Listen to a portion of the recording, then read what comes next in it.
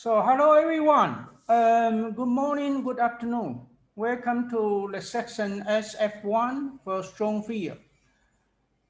Now let's start the first speaker, Professor Naya Yash.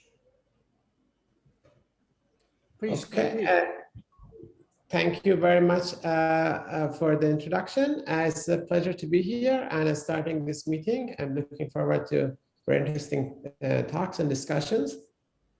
So today I'm going to talk about something that I've been very excited about for the past few years. And I'm hoping that it gets more traction than it has in the past, but I'm also hopeful that the emergent data could lead the way in this. So today I'm going to talk about the origin of the LIGO mystery noise and how it could teach us about particle physics and its descent. So, but to do that, let me start by something that I believe most of you know about, the cosmological constant problem, which is the fact that in general relativity, which relates curvature of a space-time to energy and momentum, we know that the standard model of particle physics gives you a huge expectation value for the stress tensor or the energy and momentum tensor. A vacuum, which is basically 10 to the 45 in electron-volts to the fourth in natural units. And nonetheless, in real life, you have a number, you can measure a number for the curvature, which is much, much smaller. And this was originally discovered by, or outlined, pointed out by Pauli, and it is known as the cosmological constant problem that is still with us. But this was like the first manifestation that gravity is different, and UV physics, in fact, does talk to the infrared to larger scales in gravity. So the purpose of this talk is to advocate a younger cousin of this problem, known as the cosmological non-constant problem. And this is based on the fact that quantum fluctuations do fluctuate, so you don't have to just worry about the expectation value of the stress tensor. You also have to worry about its covariance, right? So in particular, you may wonder that whether these fluctuations can have an observational gravitational signature on larger scales. So that's the question that we first brought up a few years ago with Elliot Nelson. And today I'm going to update you on the developments in this front. So, but to recap, we have several hierarchy problems in high energy physics. The biggest one is the one that I mentioned, which is the old cosmological constant problem, which is the hierarchy between the scale of the universe, either dark energy or neutrino mass scales, which are milli-electron volts, and the Planck scale, or the Higgs and Electroweak scale, depending on your point of view, which is somewhere between 60 to 120 orders of magnitude. A somewhat less severe, but nevertheless daunting problem is the Higgs hierarchy problem, that the Higgs mass is much, much lighter than the Planck scale. And the CNC problem is, in fact, a hierarchy problem very similar to the Higgs hierarchy problem that suggests that there is something unnatural, even inconsistent, with having scales much heavier than the Higgs or Electroweak scale. If you consider gravity, so even though the scales are very similar, the argument is very, very different. It involves using Einstein equations with the standard model field fluctuations. So let me tell you a little bit more about what this CNC problem is, or how the mechanics of the CNC works. So the punchline is that the gravity is different and observables are non-local. So the decoupling in the high energy physics sense, where high energy observables or phenomena decoupled from low energy ones do not work in non-local theories such as gravity in the same way. And more specifically, what I'd like to convince you of over the next 10 minutes or so is that UV physics, in fact, leads to an IR or infrared noise in geometry. And in fact, if even more excitingly, LIGO might already be seeing this noise due to a standard model UV fluctuations. And if that interpretation is correct, one of the results is that there's no weakly coupled Neo scale in QFT plus general relativity above the TeV scale or above the electroweak scale. So, so these are pretty strong statements if you quite grasp the gravity of them, but are they correct? So to get there, let me just introduce some terminology, which you may decide to skip if I mean if you're just interested in the punchline. So the idea is that we want to understand the gravitational effect of the stress tensor fluctuations in vacuum. Now, vacuum is Lorentz invariant in quantum field theory. So you could use some simplifications. This covariance of a stress tensor is complicated, has 4 indices, depends on distance. But for a Lorentz invariant vacuum and a Lorentz invariant theory, basically it boils down to 2 scalar functions, ρ0 and ρ2, which are known as spectral functions. And there are spin0 and spin2 spectral functions.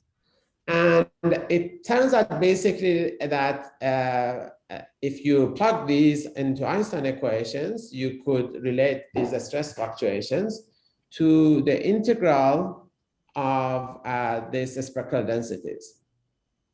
And in particular, gravitational observables will be related to integral of spectral densities. And what we've shown, I'm going to summarize the results here, is from cosmology, you're bounding the integral of this spectral density to something between, I mean, less than 10 TeV to a PeV to the 5th power. But much more precisely, LIGO or pulsar timing observations may provide the actual measurement of these, which is more or less consistent with what the standard model gives you, somewhere between 200 to 600 GeV to the 5th. Okay, so that's a piece of terminology that, technically, this is what we are really constraining. And interestingly, these spectral densities for quantum field theory, at least for free quantum field theories, take simple forms. So we've calculated this for all field theories, scalars, vectors, and fermions. So this is a case for scalars, but they take similar forms for other fields. And most interestingly, they actually have a universal form for all types of fields in the infrared. So as mu, which is the energy scale, then it goes to 0. They all take this form of mass to the 5th divided by a square root of mu. And that basically gives you a branch cut close to the origin. So this is kind of interesting and curious, but this actually suggests that the infrared behavior is universal up to a mass. And if you know the mass, you know the infrared behavior of these quantum fields. And then the idea is to introduce gravity to the situation. So you have an idea of gravitational vacuum in which you have Minkowski, black holes, and gravitational waves. But then you have a quantum vacuum in which a stress tensor is not 0. So G mu nu is not 0. So it has some expectation value and some covariance.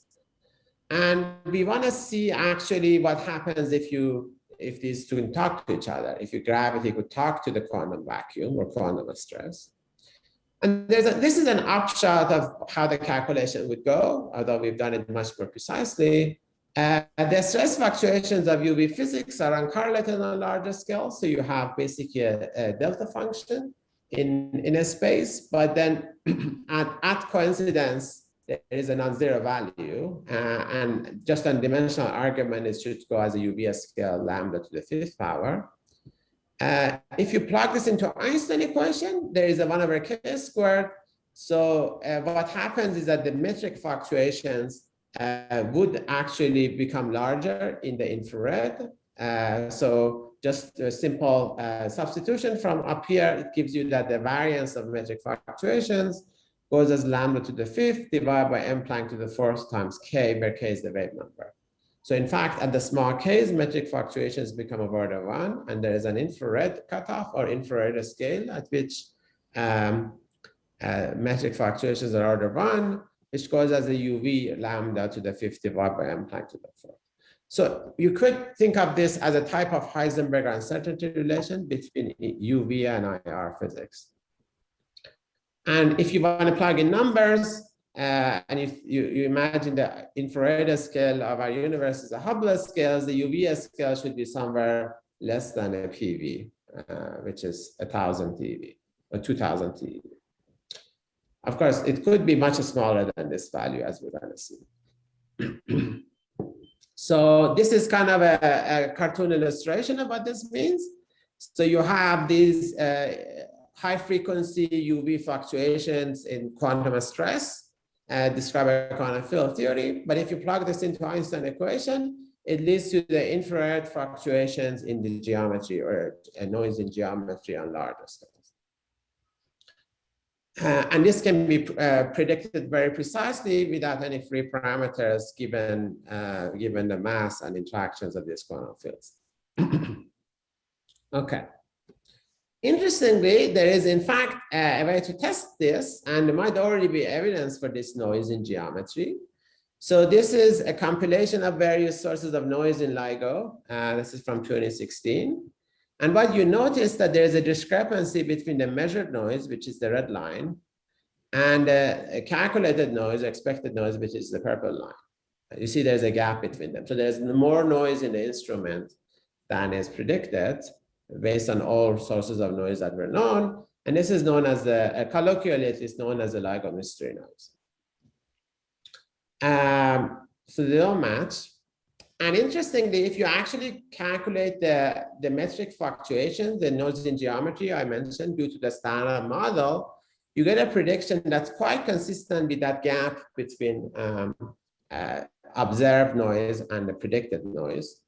So here I've actually done the subtraction between the observed noise and the predicted noise. And the purple line is actually the mystery noise, and the green line and orange line are the standard model noise with and without the top quark. It turns out the top quark, because it has the largest mass, it dominates the noise.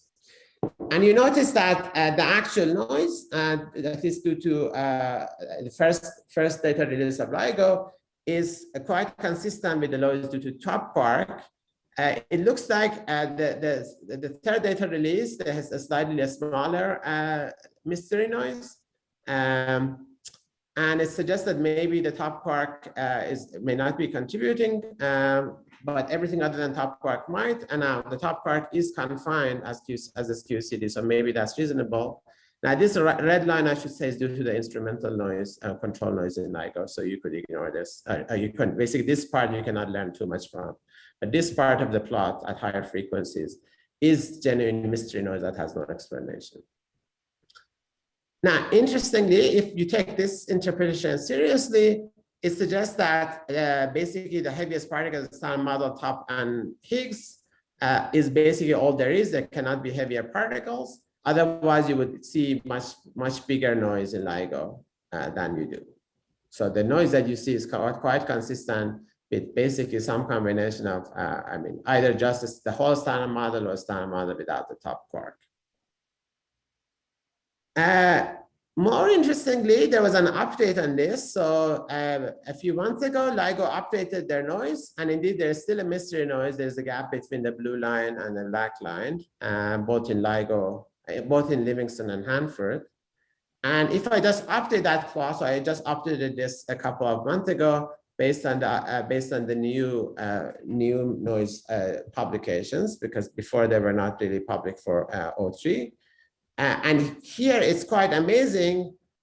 You see that from O3, the mystery noise is almost on top of what you predict for the standard model without the top quark. And you may argue that without the top quark is the right thing to do, because top quark is a confined particle, so it may not be relevant for the infrared physics. So that's quite interesting. Now, still at low frequencies, you have excess noise due to these controls. But if you look at higher frequencies above basically 20 or 30 hertz, looks like basically the measured mystery noise is right on top of a standard model without the top part. And there's basically no free parameters here. Well, there is no free parameters here. So these are all exact predictions based on masses in the standard model. So I'm going to wrap up. There is also interesting detection by nanograph, which suggests that there is also a signal there.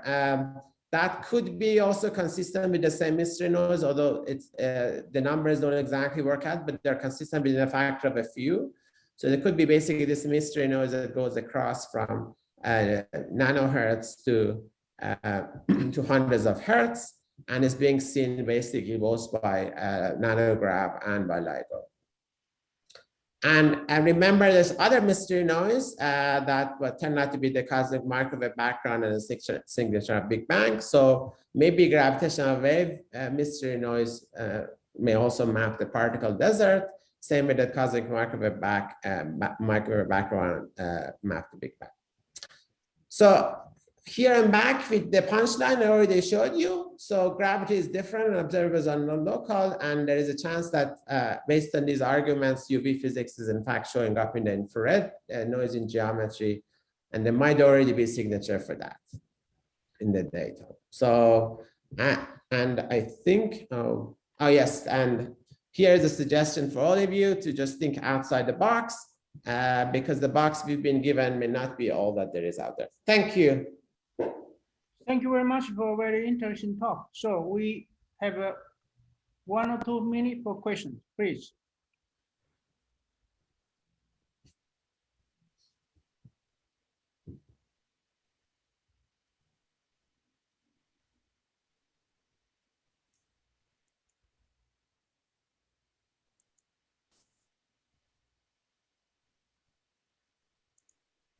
May I ask one question? Absolutely, go ahead. Well, my question is the prediction for the noise in the metric fluctuation. Is there any dependence in the renormalization scheme that one could use to evaluate the correlation function between the stress tensors that I assume that it should involve some renormalization? Interestingly, let me share a slide again. There is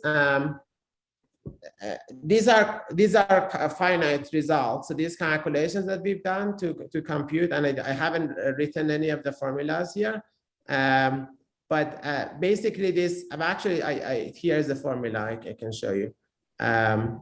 These guys. You see this? Oh, you are seeing this, right? Okay. So yeah. So these are finite calculations, even though they are really one loop calculations. This particular the spectral densities, they are finite. So I mean, I think there are certainly other observables that require regularization, but these ones don't. And basically, these are exact results, right? So yeah, so these have no UV divergences apparently, basically. So that's interesting. Now there are some regularization involved when you want to go from here to the gravitational observables, and indeed that could be tricky. And at least the regularizations that we've used, it looks like it still shows up, but I agree that there could be other regularizations where give you different results.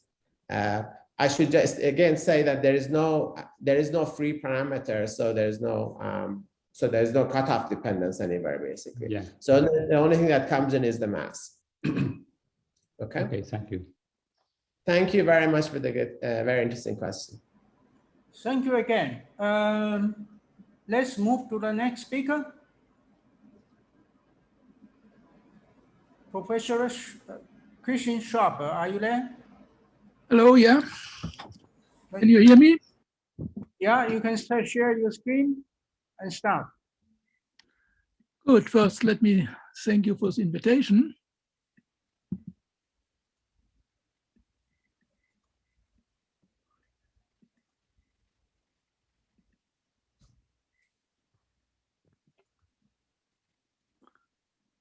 Can you see my screen? Not yet. Okay, let me see.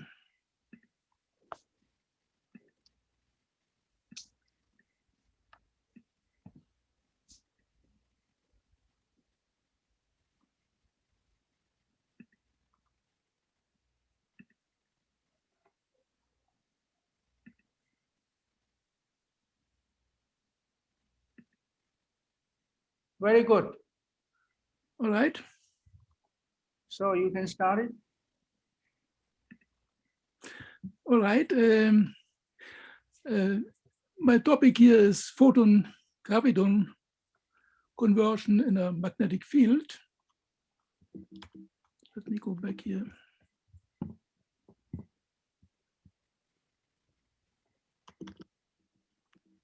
I have some technical problems here.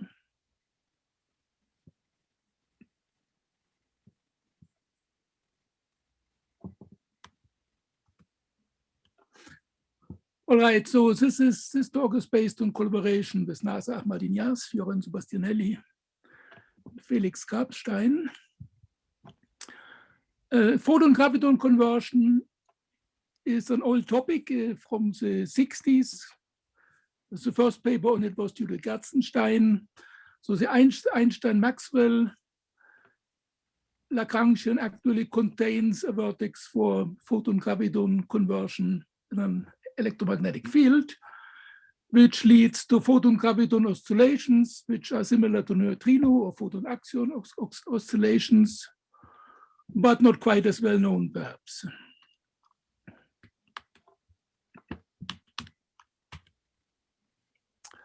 Now, in momentum space, this vertex looks like this. So we have here a graviton polarization tensor, the photon polarizations, and then this linear expression where one term on shell actually does not contribute. And there is a selection rule from the P invariance. If you choose a pure magnetic field, then one graviton polarization couples only to one photon polarization, and the other one to the other. And for the electric field, it's just switching around. Yeah? So half of the amplitudes are actually vanishing for CP invariance reason. And it is in 2005 and 2007 that with various collaborators, we actually started calculating loop corrections to this amplitude. So we are looking here at the photon-graviton vacuum polarization, where we have a scalar or a spinor in the loop, and the scalar or spinor is interacting with the electromagnetic field non-perturbatively, as is indicated by this complete propagator. And that leads to the same type of two-parameter integrals that appear in the well-known calculation of the one-loop photon vacuum polarization in a constant field that has a long history. There's an ultraviolet divergence, but this amplitude is renormalizable, even though it's gravity, but it's only external gravitons. That's perfectly renormalizable multiplicatively. And what we did is we normalized the one-loop amplitude by the tree-level amplitude, and then we did numerical calculations. We searched the whole range of parameter space. But as one would expect, unless you go to a super strong field, actually, it always stays a small correction to the tree-level amplitude. The interesting thing is the only qualitatively new thing is that it leads to dichroism. Yeah? At the tree level, you have amplitude for the conversion of photons to gravitons, but it does not yet depend on polarization. Yeah? That means both polarizations get absorbed by the same rate. At the one-loop level, that is not the case anymore. So there's a polarization dependence, and that leads to dichroism. Yeah? If the two rates are different, effectively absorption will lead to a change of the polarization direction. And then in 2009, Ahlers, Jekyll, and Ringwald found out something very surprising, that this is, even though that's a small effect, it's a small correction, but it's in the standard model, including Einstein-Maxwell theory, it's actually the leading contribution to magnetic dichroism. There's no, you would think that with neutrinos you can get similar processes with a larger amplitude, but it's not the case. Now, let's switch to another development, also quite surprising. Let's talk about one photon amplitudes. In vacuum, of course, you cannot have that because of Ferri's theorem. In an external field, you can have tadpole diagrams like this, and they can even be very important. But until recently, it was believed that if the external field is constant, you will never have these diagrams. The one photon amplitude in a constant field does not vanish by Ferri's theorem, but it vanishes for other reasons, because a constant field can emit only photons with zero energy momentum, so you have a delta of k. And because of gauge invariance, the diagram actually starts with terms linear momentum. And as we all know, if you multiply a delta function of k with k, you get zero. So people always thought, since the tadpole vanishes, and obviously any diagram containing a tadpole will vanish as long as the field is constant. For example, Dittrich and Reuter discusses this at the two-loop level for the Euler-Heisenberg Lagrangian. Fradkin, Giedman, and Schwarzman's book discusses it in full generality, and they are claiming that any diagram containing a tadpole in a constant field will vanish. But then in 2017, Holger Gies and Felix Karpstein really shocked the whole strong field community by claiming that this is actually not true. Even though a tadpole by itself vanishes, if it appears as part of a larger diagram, it can give a finite value because of that integral here. If you connect two tadpoles, for example, with a propagator, you will have 1 over k square, and then this integral actually will just give you a finite value. Yes, this two-loop addition to the Euler-Heisenberg Lagrangian, which actually for half a century was considered vanishing. Yeah? Like Vladimir Ritus in the 60s started calculating the two-loop Euler-Heisenberg Lagrangian, but assumed that only this diagram here is non-vanishing. Actually, Gies and Karpstein show that this diagram is non-vanishing, and it has a simple expression involving just the one-loop Euler-Heisenberg Lagrangian squared. And then with various collaborators, we actually looked at such types of diagrams for the electron propagator, which is more interesting because there you can already have such contributions at one loop level. And you find the same thing, that at the end, those contributions are non-vanishing, and they always can be constructed just taking derivatives of the one-loop Euler-Heisenberg Lagrangian. Now, it's only very recently that we realized that actually also the photon graviton amplitude in a constant field is such a tadpole contribution. And indeed, it does not vanish.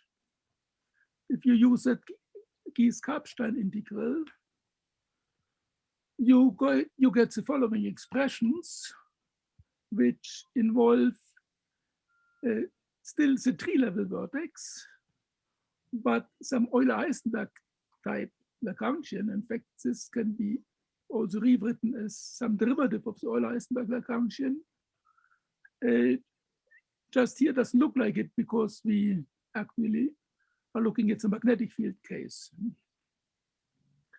So both for the scalar and the spinor loop case, we get a new contribution to photon graviton conversion in one loop, which has a trivial energy momentum dependence, but a non-trivial dependence of the external field. And this can also be renormalized. In fact, if you expand out the full propagator in the external field, you see immediately that the term linear in the field is going to be removed by standard photon wave function renormalization. So this is now can be done under the integral here.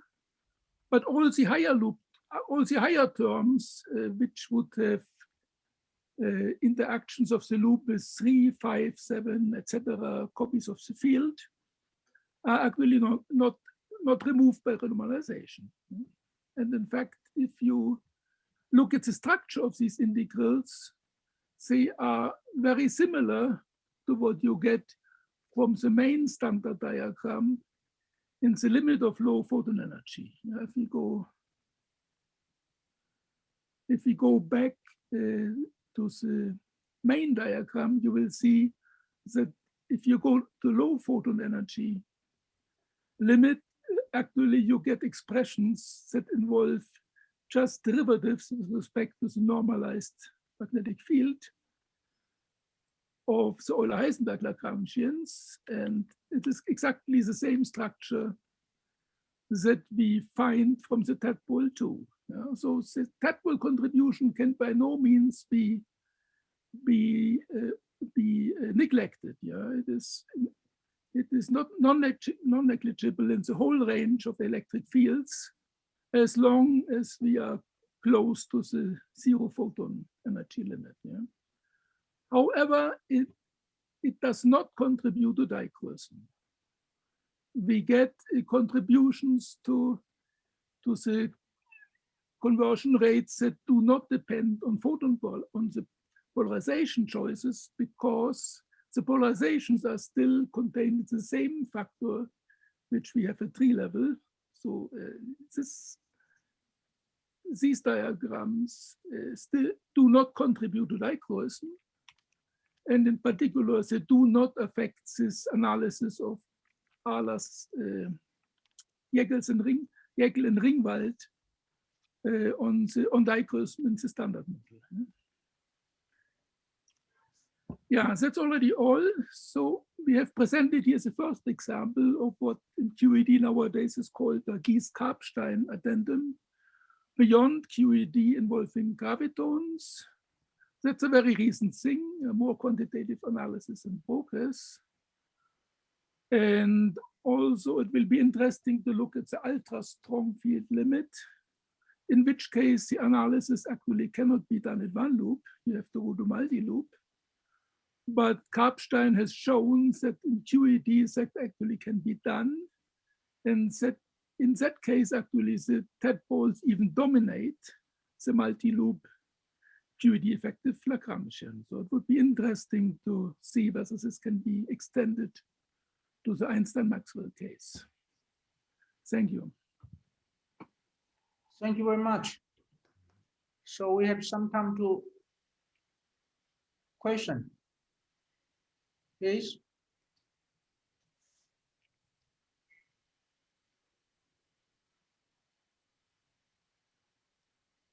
If we don't have questions, then we move to... Actually, okay, I was please. going to ask, I mean, are there any observable signatures of this effect? Well, yeah, photon graviton conversion has recently been used a lot in connection with gravitational waves. Yeah. Mm-hmm. Yeah, there's work by Echley, I think, Damian Echley and collaborators. But for their purposes, tree level is really sufficient. Okay. Yeah. So this is too small to be seen for anything, you think? Okay. Yeah, thanks. at the moment, yeah, even the dichroism, of course, at this moment cannot is undetectably small. Nevertheless, it's the result of Ahlers et al. Is interesting because it tells you that any dichroism signal which you would measure in the near future would be new physics. It cannot fit not the standard model, not Einstein-Maxwell theory. Yeah? So you clear you basically clear. Okay, very good. You can continue discussion privately. Now let's move to next speaker. Thank you. Thank you very much for your talk. Okay, so next speaker will be Sven Felix. Are you there? Please share your screen. Please share your screen.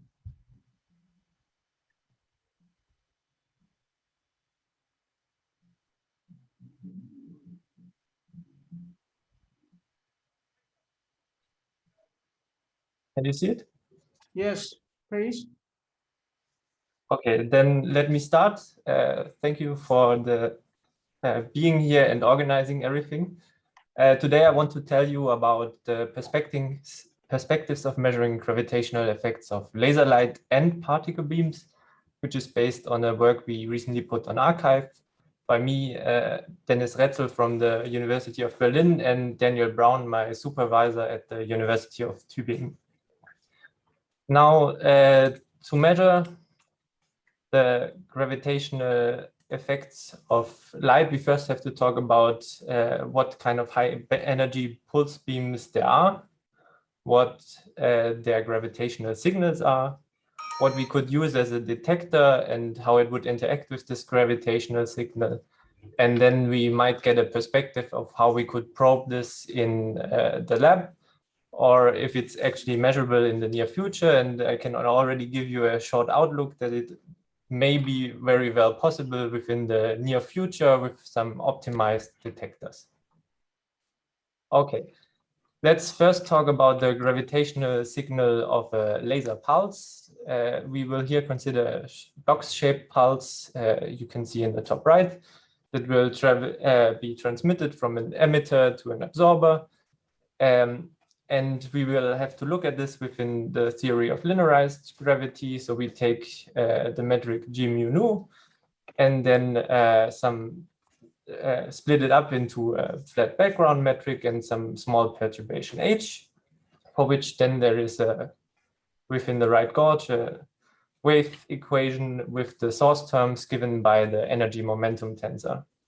The energy momentum tensor for a laser pulse has the structure you can see here in the middle left for one traveling along the z direction.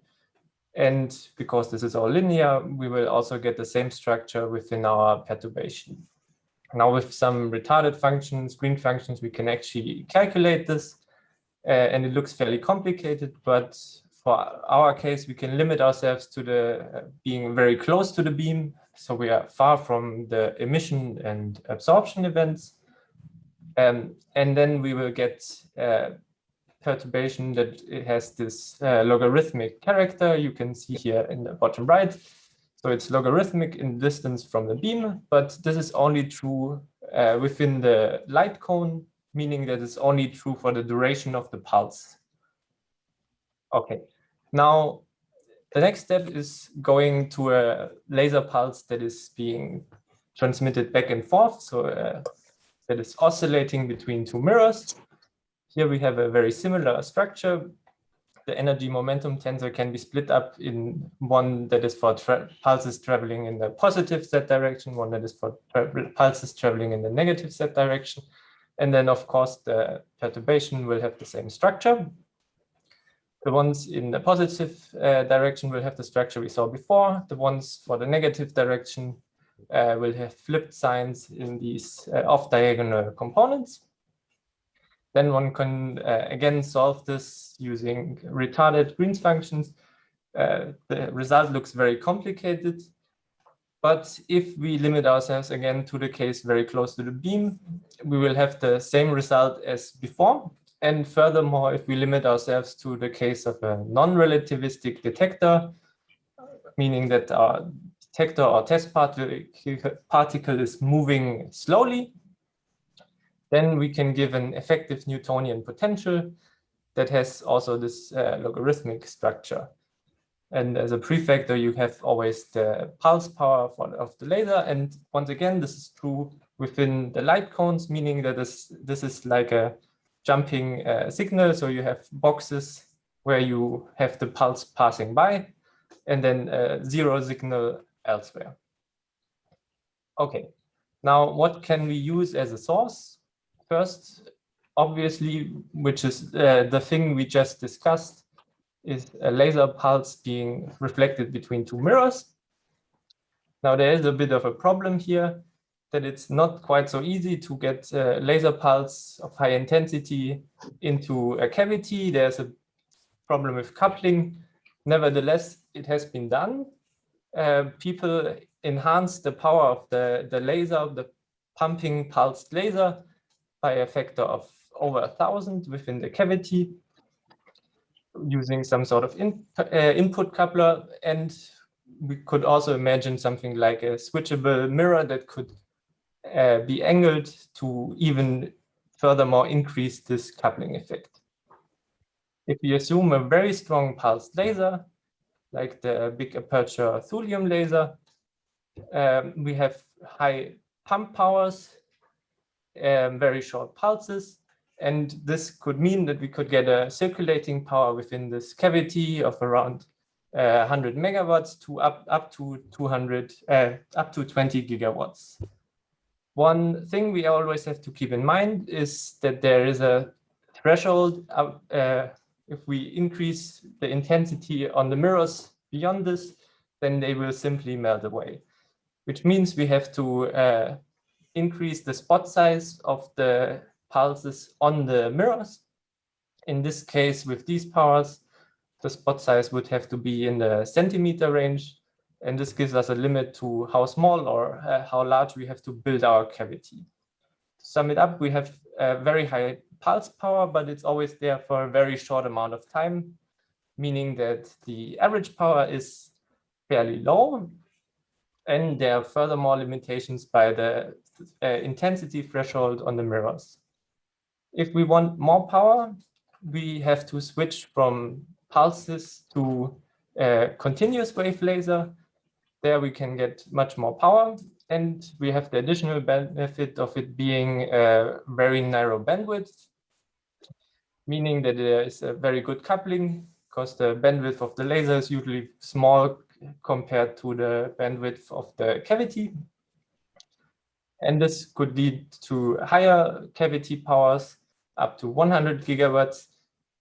And now one would have to then modulate within the cavity the intensity, meaning that you pump for a short while, then turn it back off, such that you get a box-like signal.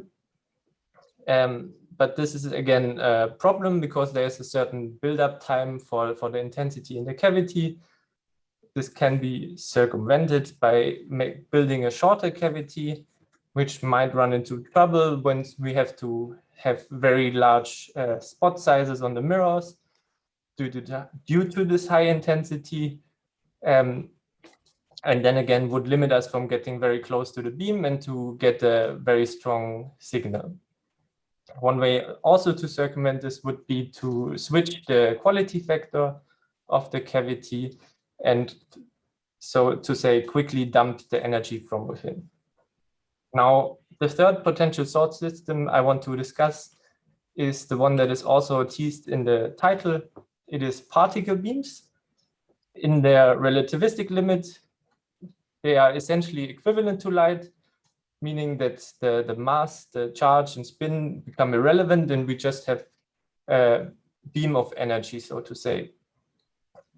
Now, the LHC beam has a very high average power, higher even than the continuous wave lasers we looked at prior, even when combined with a cavity.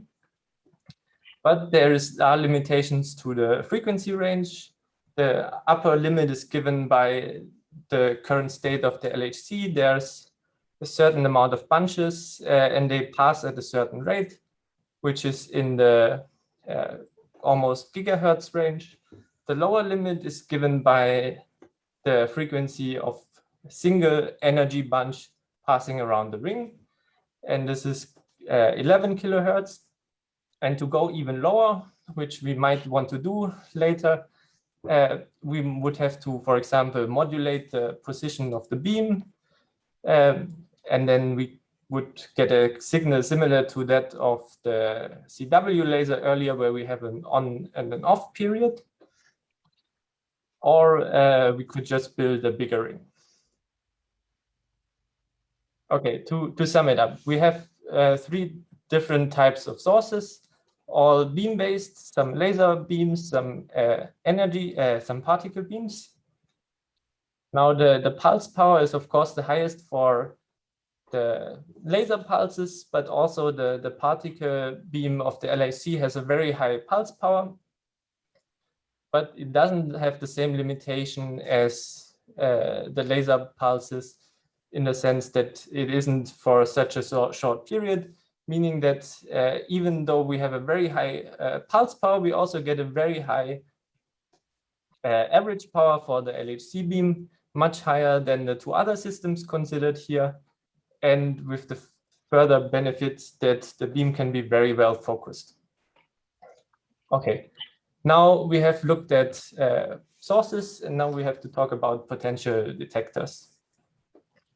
The first system we looked at was that of a simple deformable rod, which is fixed at some support, and then is subject to this gravitational signal, essentially some Newtonian force that is periodic, and that will lead to some standing sound wave within this deformable bar.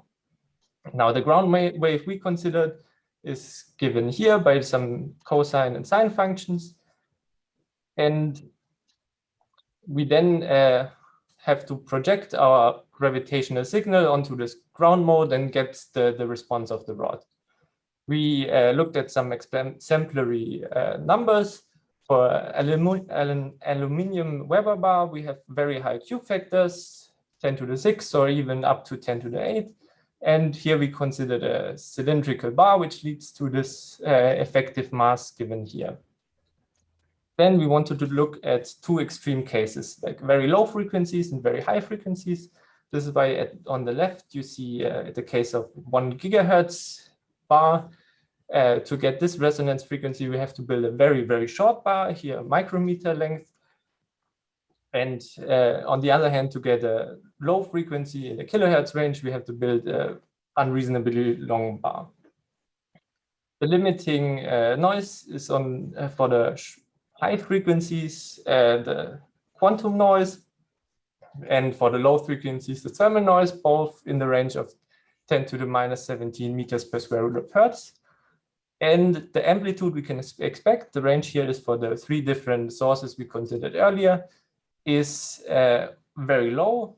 And you can see already that lower frequencies here are preferable in the sense that the amplitude is much greater, even though the noise is almost at the same level. But still, nonetheless, we are quite some orders away from being able to measure this. This would mean integration times of more than a year to get within measurability.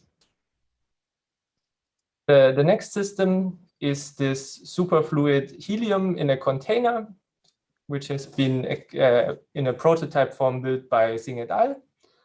This is essentially a very similar system, but it has been experimentally realized, and it improves in some ways upon this rod. First, since we have a cylinder that contains this superfluid helium, we then get a slightly different ground mode, but otherwise the system is almost equivalent. But due to the different material, we have a lower speed of sound, sadly also a lower density, but the superfluid helium has an extremely high quality factor here of 6 times 10 to the 10. And for this system, the frequency was also comparable to the ones we looked at earlier, with the frequency being in the kilohertz range.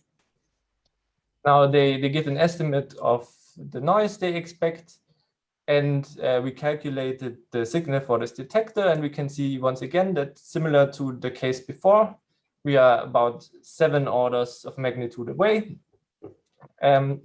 meaning that we would have to measure for many, many years and are still far from being measurable. But this, again, is a system that has, at least as a prototype, been realized and is therefore far more realistic than the one considered before. Okay.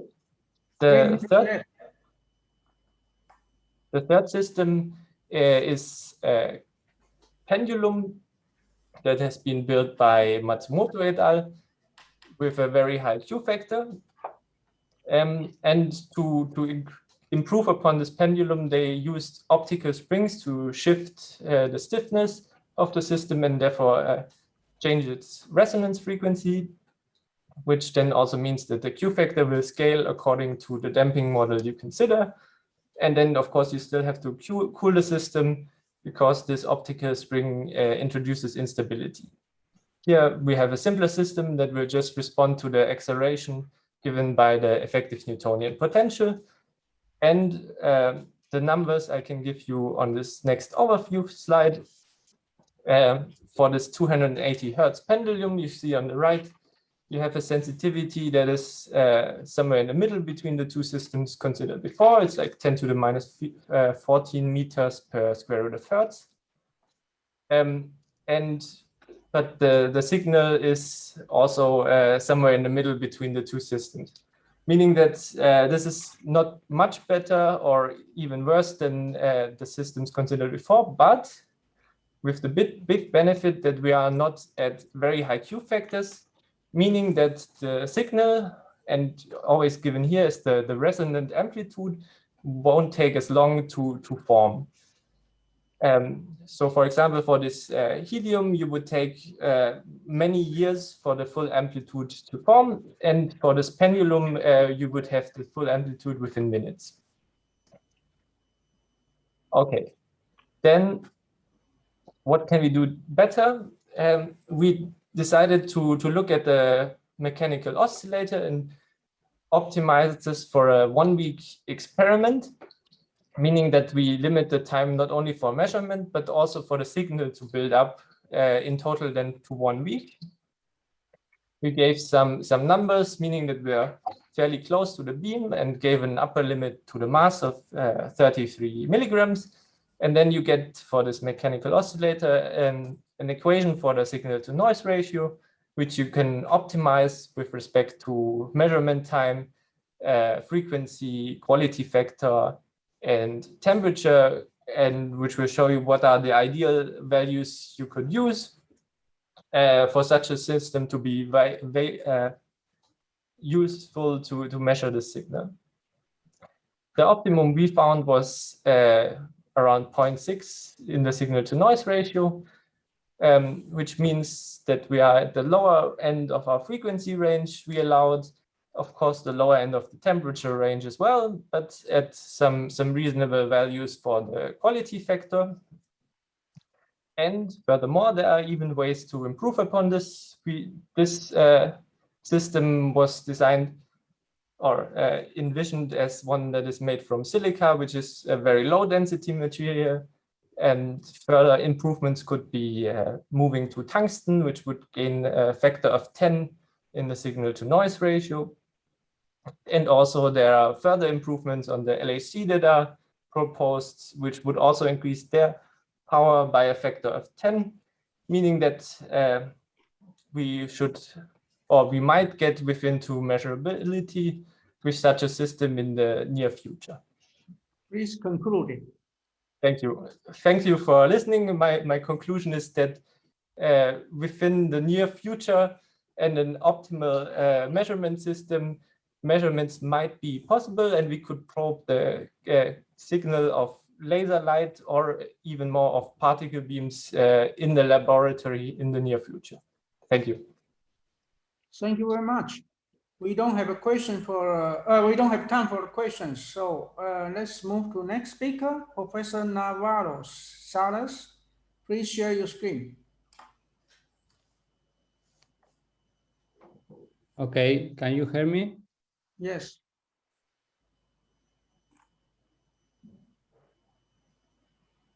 Okay, is everything okay? the screen? We are waiting for your screen sharing. Well,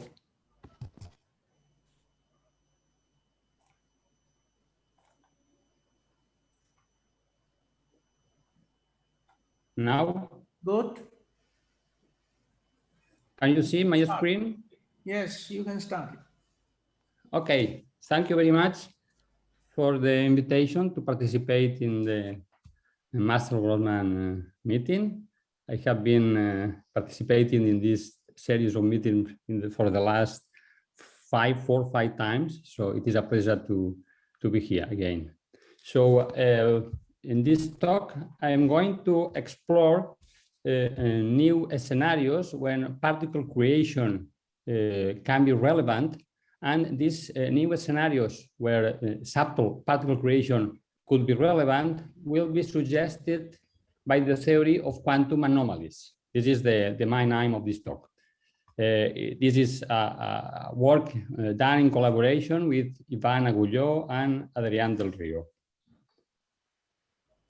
So let me recall you that 2 basic predictions of quantum field theory are the following. Well, particles can be spontaneously created from the vacuum if now a quantized field is perturbed by a strong and time-varying gravitational or electromagnetic background. This is this well-known formula, which were essentially derived for the first time by Parker in a cosmological context, then applied to Hawking 10 years later for black holes. But also this can be seen as a natural generalization of the discoveries by Heisenberg, Euler, and Schwinger in the context of electrodynamics. Moreover, also in the late 60s, a very important discovery in quantum field theory was the realization that classical conservation laws are not in general preserved by in the quantum theory. And this is, well, the basic formula of the well-known chiral anomaly. This is induced by electromagnetic background, and this is the contribution of a gravitational background. The first terms was discovered by Adler and Bell and Jakiev, and a few months later, Kimura realized that also a gravitational background gives a similar contribution with this type, the contraction of the Riemann curvature with the dual of the Riemann. So this is in this context, it is my discussion is in this context, and I want to point out that there is some more close relationship between the general phenomenon of particle creation and his relation with the theory of quantum anomalies. So my aim is to explore new scenarios where particle creation could be relevant.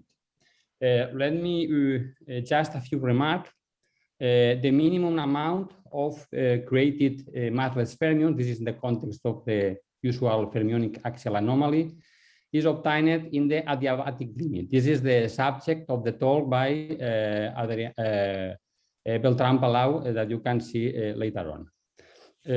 Well, the basic intuition is that because of the universality of gravity, if we have a chiral anomaly for spin one-half fields, because just of the universality of gravity, one could also expect that there is some particle creation associated to photons, and this should be related with some kind of axial anomaly for photons. This is the basic intuition, and I am going to to explain with more technical details.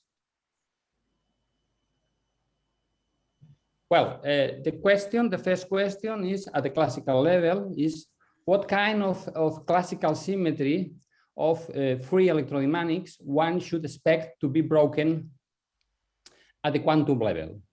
This should be the analogous of the axial, the classical chiral transformations for fermions. So the answer is this one.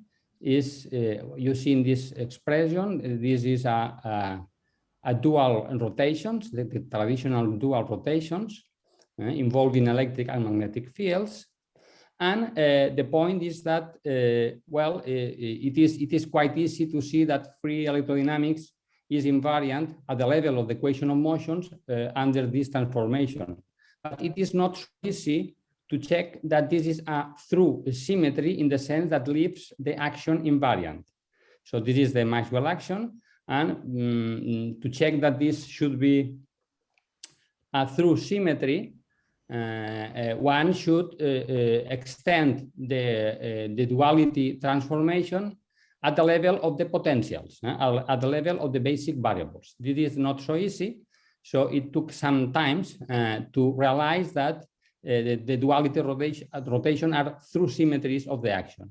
This was this was proved for the first time in the 60s by Lychen and Kalkin in Minkowski spacetime, and later by Desser and Teitelbaum in 66 in the presence of a curved spacetime. So duality rotations are through classical symmetries of the action. Okay. Sorry.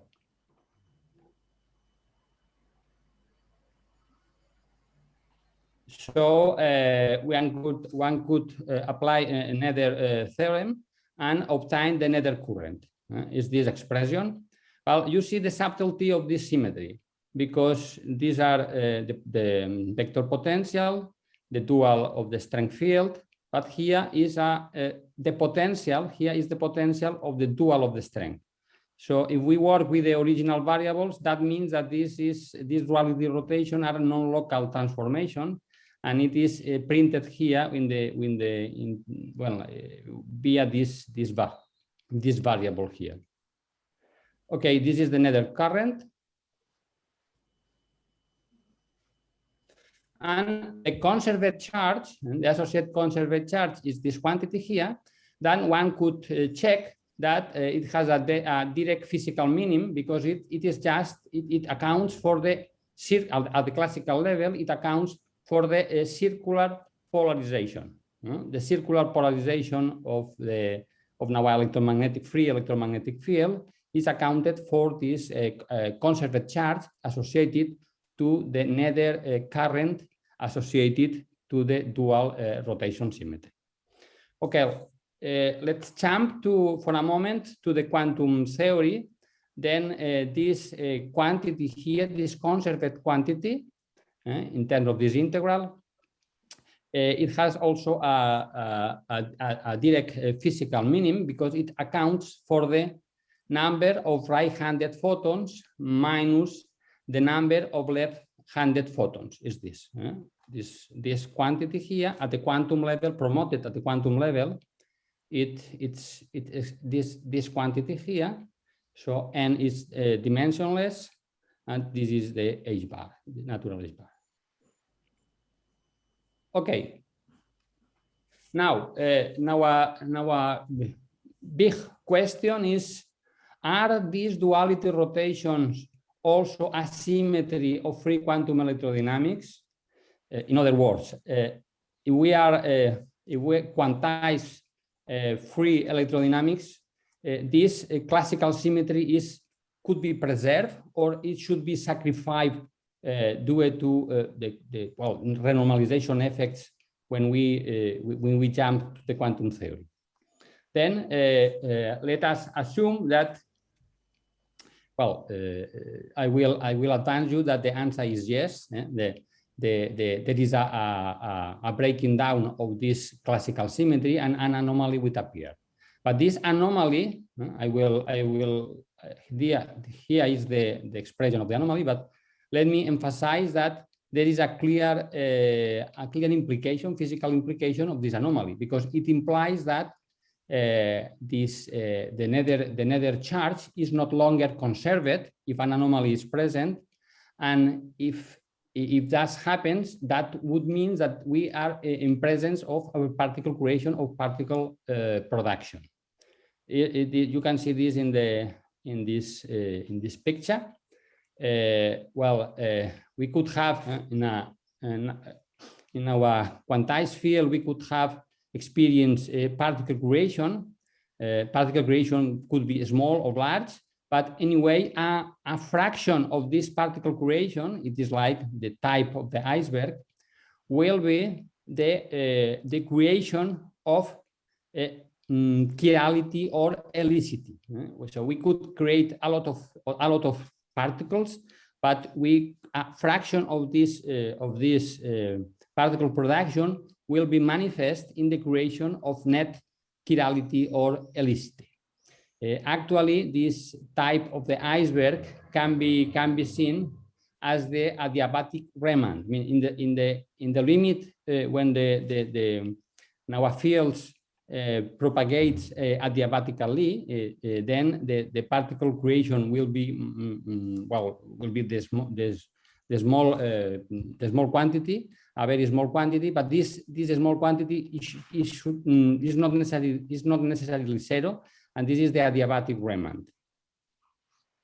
And so if we this type of the iceberg could be identified if we identify some creation of chirality or helicity, such net creation of chirality or helicity, which means that we have a chiral anomaly or axial anomaly. Well, this is the overall physical picture. And let me now emphasize,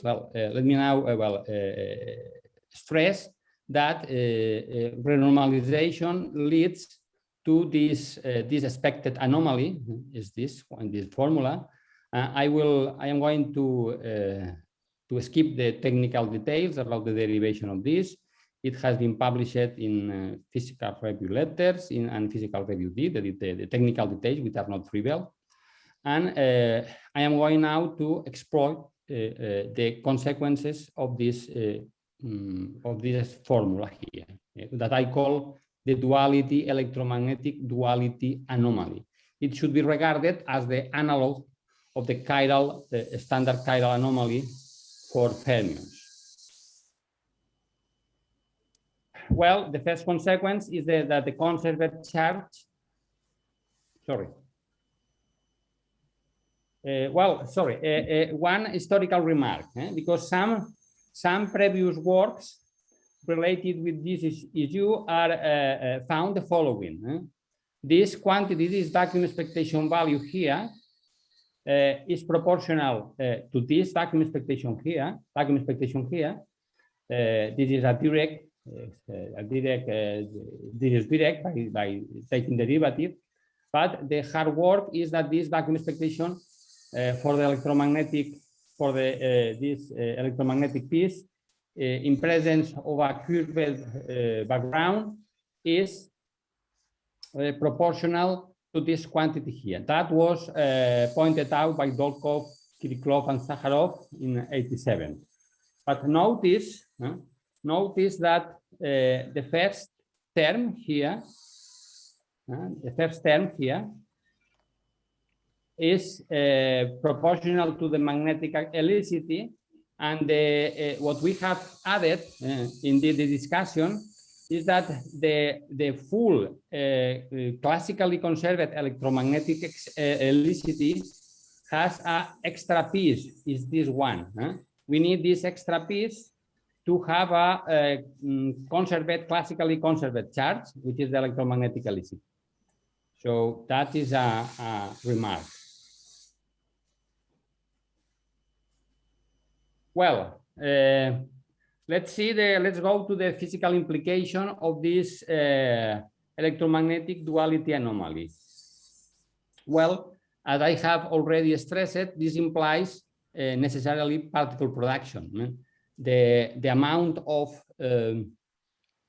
right-handed photons minus left-handed photons created in a process when this quantity, this integral, is different from zero, is evaluated by this. This necessarily implies particle production, and a small fraction of this particle production could account for the production of net helicity, is this. Well, an important note, an important remark is to be aware that it is different in general for another phenomenon, well-known phenomenon, Hawking radiation. This type of particle production is different from Hawking radiation because actually at late times in a gravitational collapse, we found the Hawking radiation, but at late times the collapse approaches asymptotically to occur, in general, occur black hole. And if this integral, this Chern-Pontryagin integral over occur black hole is, by symmetry reason, is identically zero.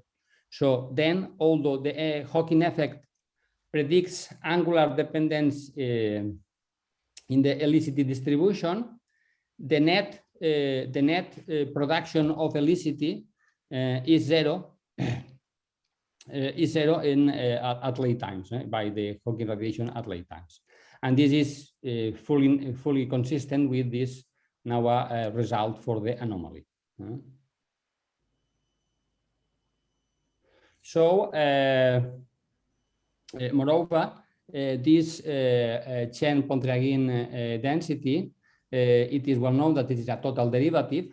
So one could analyze with the details of this quantity because it's a total derivative, and the integral can be expressed in terms of surface quantities.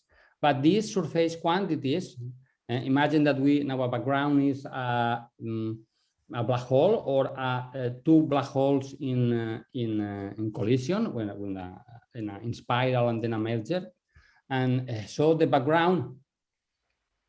The background is a gravitational background, but this total derivative here, we can detect with precision what is this quantity integrated on the space-time, and the result is the following. It is not easy to find this result, but it is very suggestive because this quantity, recall that this accounts for the net production of helicity.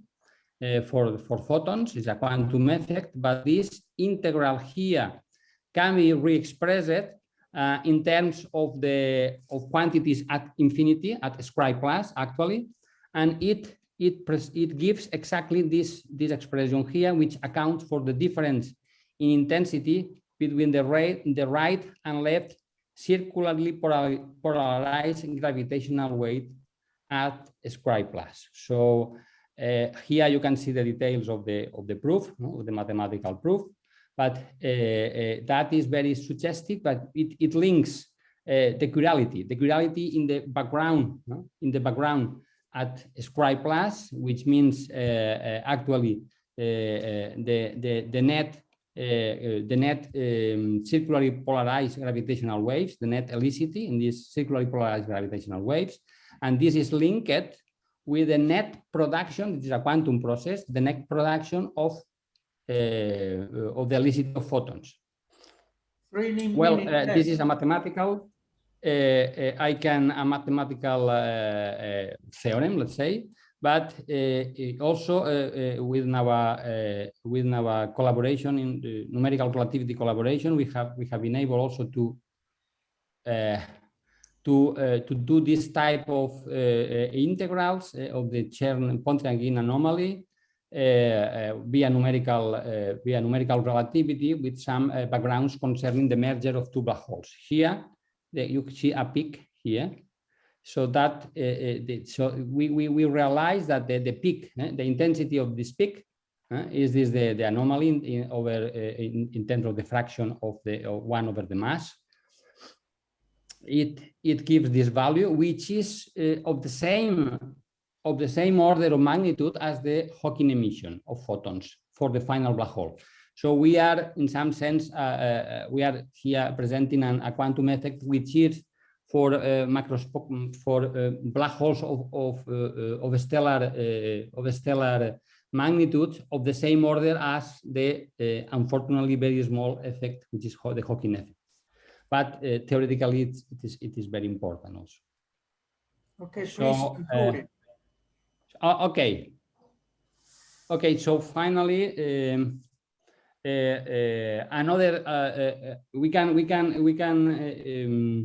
investigate another type of implication, which is not trivial, because how we have anomaly for bosons. The conventional anomaly is for fermions, but for photons, photons are bosons. So spontaneous emission implies stimulate emission.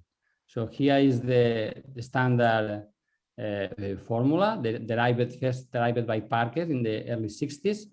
And so it means that if we have some amount of initial quanta, this stimulate the creation of new quanta.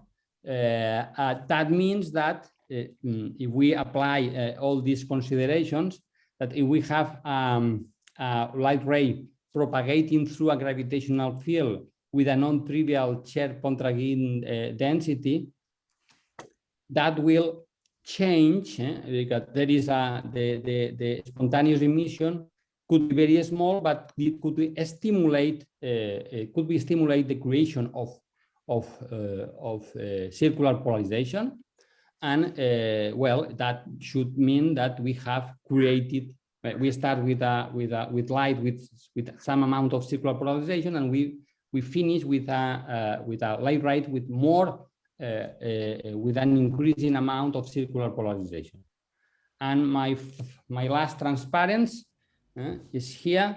General relativity predicts the deflection of the trajectory and the shift in frequency in the propagation of light rays. And what I have explained here is that general relativity plus quantum field theory now is suggesting that in addition to these two classical effects, we should have an, I assume, a very small shift in the amount of circular polarization in the ray rate crossing a gravitational field. This is still work in progress, and we expect to to get more results in next month or next years. And thank you very much for your attention. Very good. Thank you for your talk. We don't have any time for the questions, so let's move to next speaker, Professor Akhmedov. Please share your screen and start. Can you hear me? Yes, we do. I cannot share the screen because the previous speaker didn't switch off. Can you sorry. turn off your sharing screen? Navalos. Yeah, and me. It's downstairs in the Zoom. No, in the Zoom downstairs, we still can see your screen. Yeah, green. Yeah, green one. You just turn it. Go downstairs in the Zoom. Yeah, no.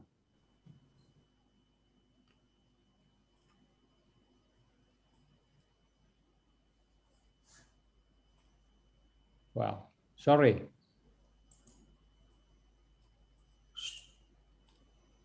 I stop your sharing screen. Okay, I think I have right to do this. Okay, so go on, Amy. But I still cannot because the screen is on.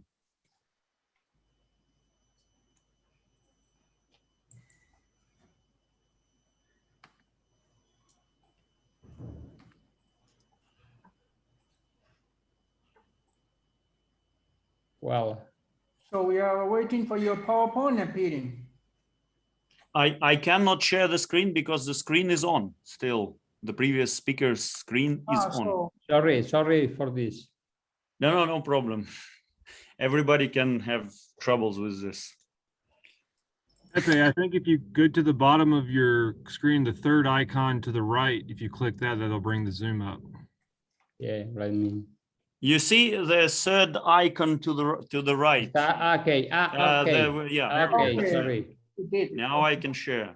I'm sorry. Can you see my screen? Yes. Yeah. Please So, start. but how do I view full screen? Yeah, look good. Do you see what should I type to make the full screen? I'm not experienced in giving talks on Zoom, by the way. So someone in a meeting can have any suggestion. I don't know how. Full screen. Yes. Yeah, here we go. Okay, Can you see it? Yes, Yeah. please go on. So for 20 minutes, I can give a short talk, a concise talk, which will briefly review my understanding on what I understood from other people's papers and from my works on de Sitter space and black hole radiation. So let me start with so the goal of quantum field theory is to calculate correlation functions, which we use as a building blocks for observables, such as cross sections or stress energy fluxes or currents. For example, in high energy particle physics, we use Poincare invariant states for which correlation functions, as you may see, are functions of distances, invariant quantities under the Poincare transformations. And using these correlation functions, you can calculate amplitudes using so-called external leg amplitation procedure, which allows you to calculate cross sections. At the same time, in condensed matter theory, they frequently use correlation functions which are stationary, so they depend on the difference on times, but still can have an arbitrary dependence on space position, on spatial positions. Or in condensed matter, they consider slight deviations from such correlation functions, which are very close to equilibrium. It means that they depend still on different times separately, but like very rapidly relax to the situation which is depicted in this formula. Let me stress here that in condensed matter, they usually use non-invariant actions. But what I would like to stress here that you can still use an invariant action. You means Poincare invariant if you are in flat space, or generally covariant in curved metric. But what is important, by choosing a state, like, do you see my pointer here? Do you see this finger I pointed? Can you see it? Or? Yeah. Well, anyway,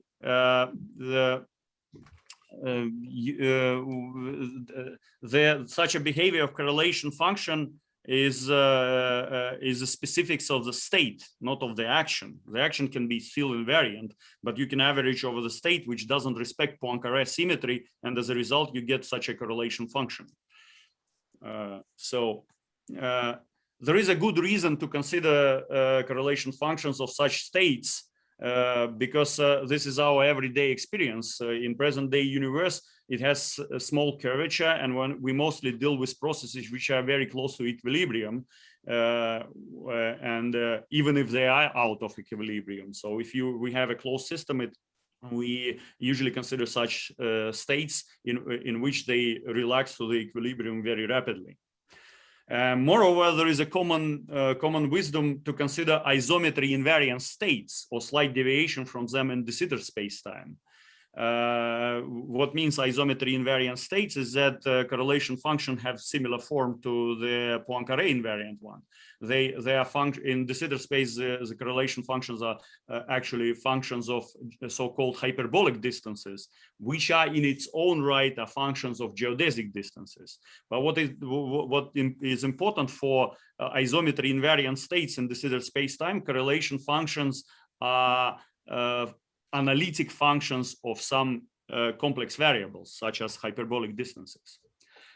And this is a very strong restriction. Meanwhile, in early universe, if its metric was truly very close to the de Sitter one, with God scale curvature or even higher, the situation was highly non-stationary. And there is no any reason that the rapid expansion has started from a highly symmetric state. It means that correlation functions in the early universe could have been functions of each variable separately, not of the differences between them, or not functions of the distances between their points. And I would like to stress that not only that, the metric was only approximately equivalent to the de Sitter one.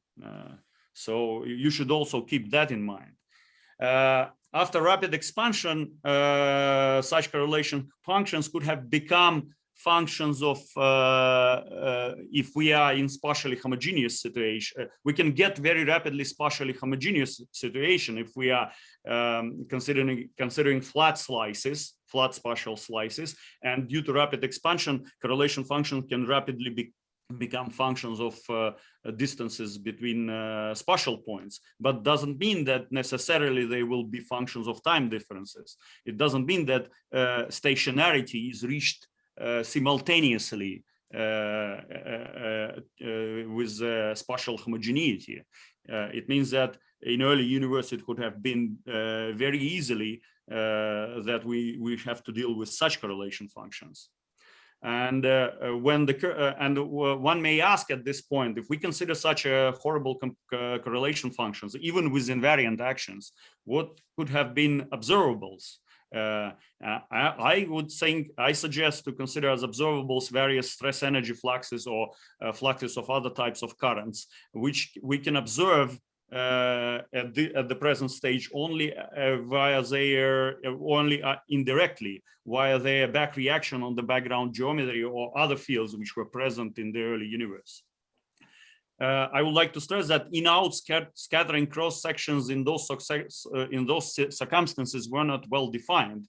For example, you can calculate 3-level in-out amplitude, but then loop corrections will have wild divergences. That is not very hard exercise to see that. That frequently happens in background fields.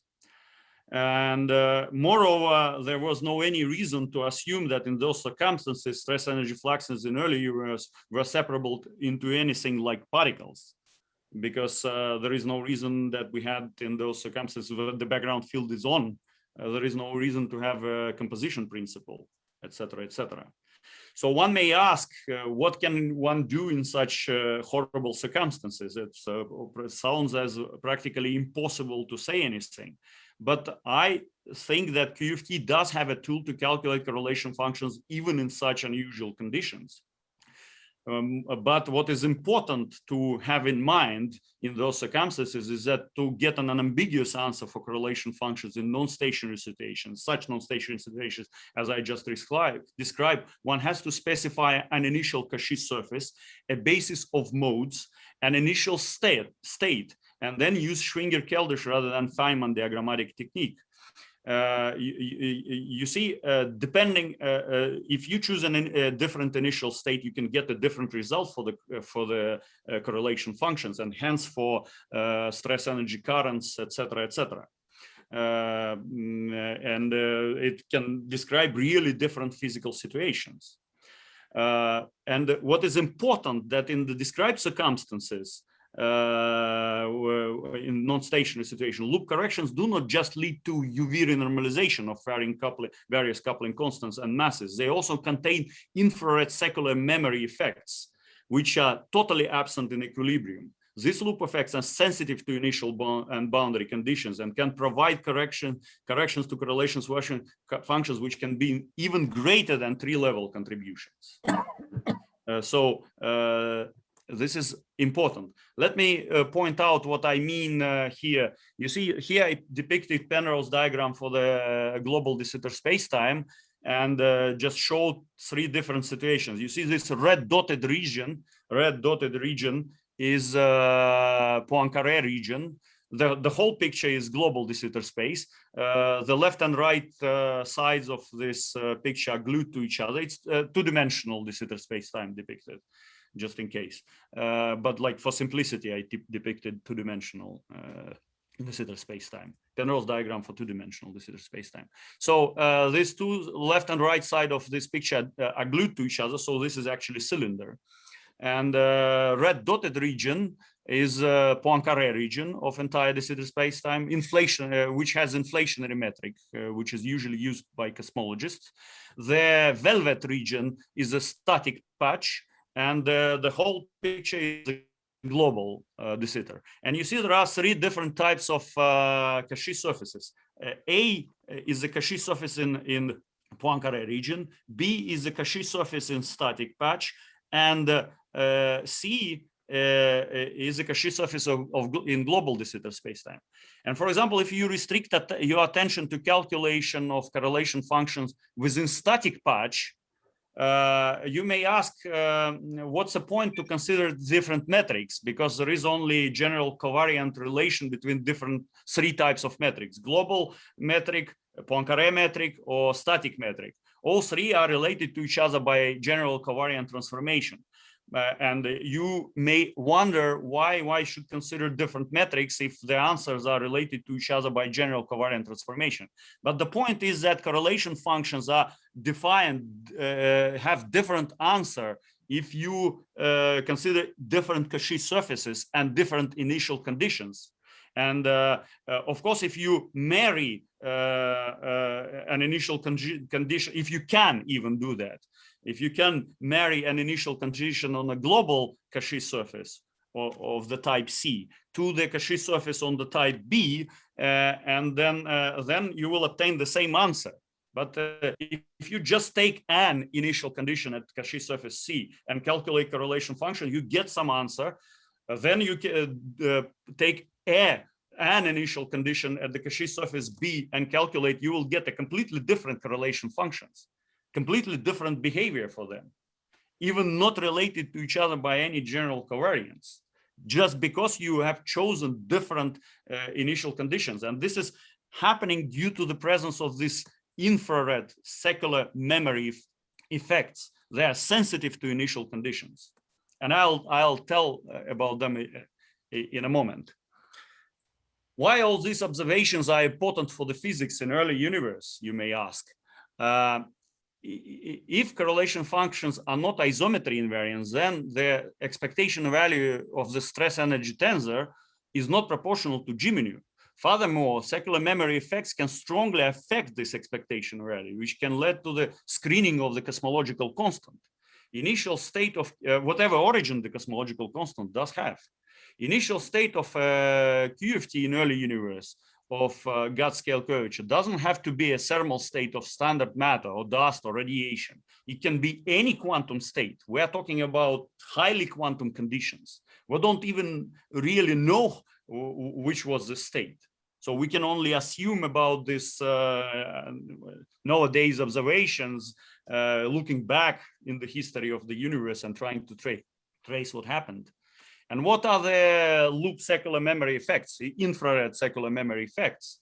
Well, just to give you an example, if you consider lambda 5-4 theory, real scale of field theory, you can see that there is such a growth in loop corrections. For example, if you calculate this expectation value of, say, level population for spatially homogeneous state, you will find that there is a growth with time of this quantity, where lambda is self-coupling, T0 is the position of initial Cauchy surface, T is the time of observation, and I and E are quantities which depend on initial conditions. This is a memory effects. They remember initial conditions. You should have in mind that these two types of correlation functions, which I just written on this page, are entities of two-point correlation functions. And what is important, they remain zero in the Poincare invariant state. If you take, they not remain, they become zero. If you take T minus T0 to infinity, these two quantities do not change, become zero. Just it happens because of the energy conservation in Minkowski space. But out of equilibrium, these effects can appear even if you have energy conservation. But consider, for example, a state which is not thermal, it will evolve in time, and these quantities will evolve. Even if, but if you consider an external field, and even if you have started with initial Fock space ground state, these quantities will start to change. And the result, how they change, depends on initial Cauchy surface and initial state. And what is important, even if lambda squared is very small, it can happen that this product will become of order of 1. So it means that these effects can be of order of 3-level effects. This is a loop effect, but can become of order of 3-level effect. And it means that one has to do a resummation of leading loop corruptions from all loops. Unlike the UV case, the UV resummation of UV loops, it happens that in infrared loops, there is frequently a grading among the leading IR corrections. And in the simplest situation, in flat space, the resummation leads to the, when you are close to the equilibrium, the resummation is done via solution of quantum Boltzmann kinetic equation. And in general, the resummation is an unsolved problem in background fields, and partial solution when one can find in these papers where I discuss this. I'm finished. I Thank you very much. Yeah. So thank you very much. We have to move to the next speaker, Professor Tawfik. Are you there? Sharing your screen. Okay, I'm stopping sharing my screen. Just a second. What happened? What happened? I cannot open my stop share. Okay. Okay. So next speaker, Professor Tawfik. I saw you online, but now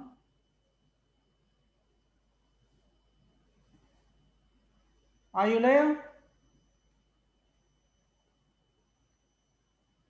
Professor Tawfik Aben Nasser, are you there? Sharing your screen, answer. I saw you online, but now I see you online as well now, but no response. Hello?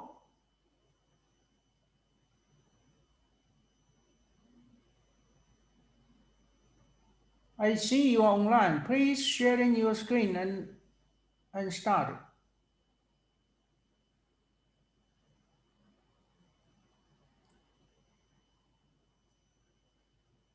Hello? Okay, maybe he has some problem with connection. Let's move to the next speaker, Adolo. Are you there? And if he come back, we will insert him again.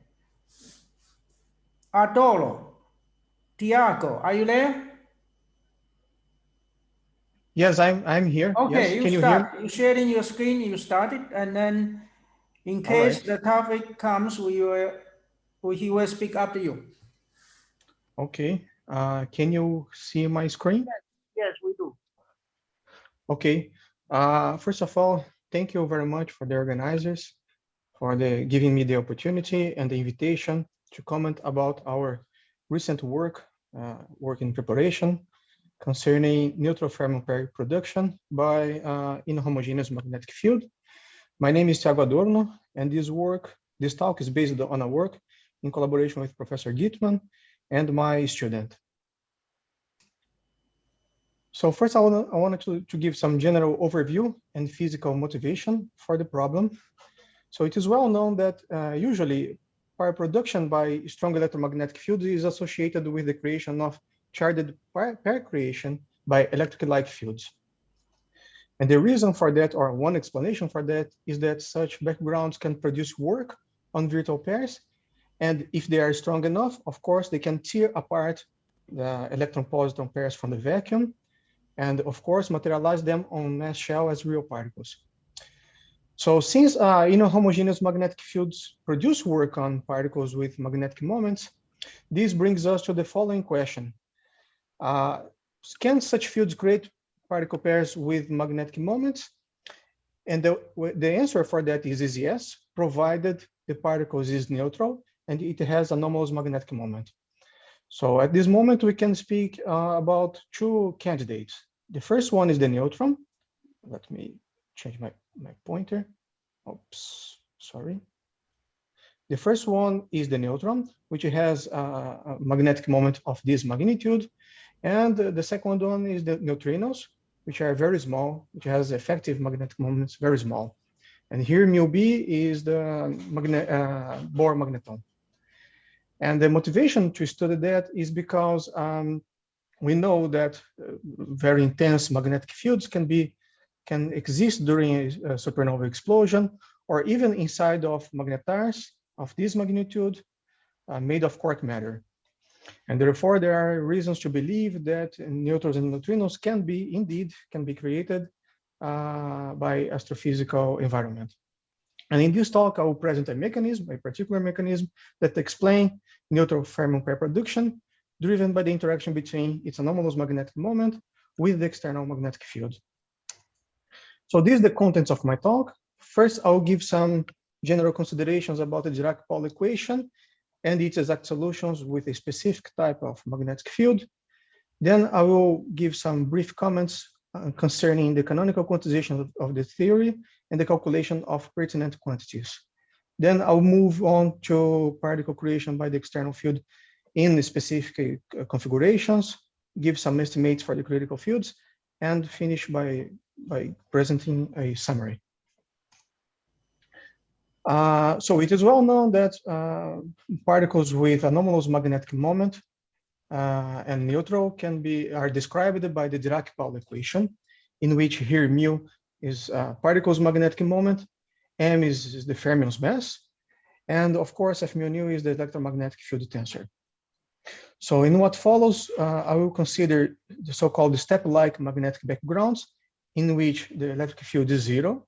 The magnetic field is assumed to point in a specific direction in the space, let's just say z component, and it is inhomogeneous along another direction, say y component.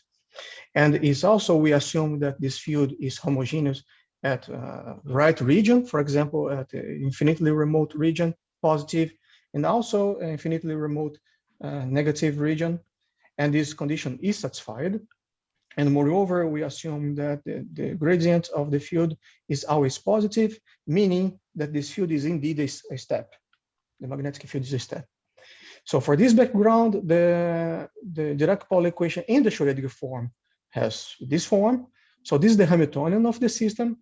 Here pi z is a spin operator, which in particular commutes with the Hamiltonian along with pi naught, p naught, px, and pz, and they mutually commute among themselves. Therefore, Dirac-Paul spinors can be represented in this form, in which psi n of y satisfy two important eigenvalue equations. The first one, let me see. Okay, the first one is this equation over here, in which S can be plus or minus 1, and omega is the energy, total energy on the xy plane. And the second equation is this equation over here, in which S is also still the same S, plus or minus 1, and it comes from the fact that for this case, we have an additional operator, this operator over here, which is compatible with the Hamiltonian and also commute with all previous operators. In particular, the form of this operator is this one here, in which epsilon is just this combination over here. So therefore, we came to the conclusion that Dirac-Paul spinors obey the following set of eigenvalue equations. So these are the eigenvalue equations. And these equations can be solved these equations can be solved assuming these ansatz for the Dirac-Paul spinor, the y-dependent spinor, in which here V belongs to a set of four constant spinors that obeys these eigenvalue equations, and phi n here is a scalar function that obeys the second order differential equation.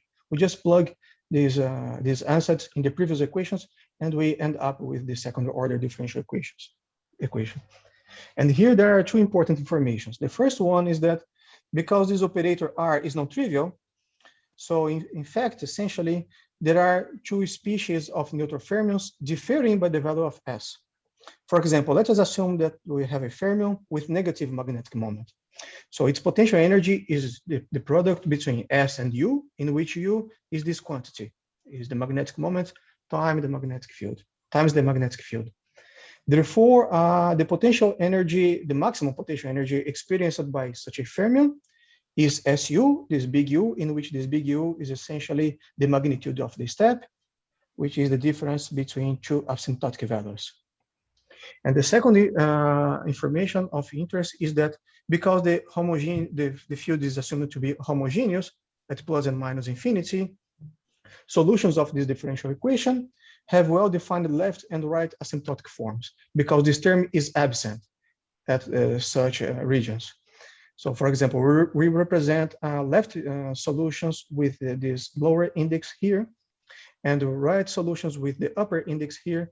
And they all are plane waves with respect to the momentum, asymptotic momentum along the y direction. This is the left momentum, asymptotic momentum. This is the right asymptotic momentum. And they can be derived from this differential equation very easily. And this is the very specific form. Here, zeta is the sign of the asymptotic momentum, which can be plus or minus 1, of course. No, so far, this discussion here is rather general. And now I will discuss a particular case. So here I wanted to present you the Salter-like magnetic step. This is the form of the step, and this is its derivative. Here we put a prime on B to emphasize that, in fact, this is the amplitude of the gradient. In fact, the amplitude of the gradient. And rho controls the inhomogeneity of this field. And here are some cartoons of this magnetic field and its derivative over here. And the B prime and rho are assumed to be positive.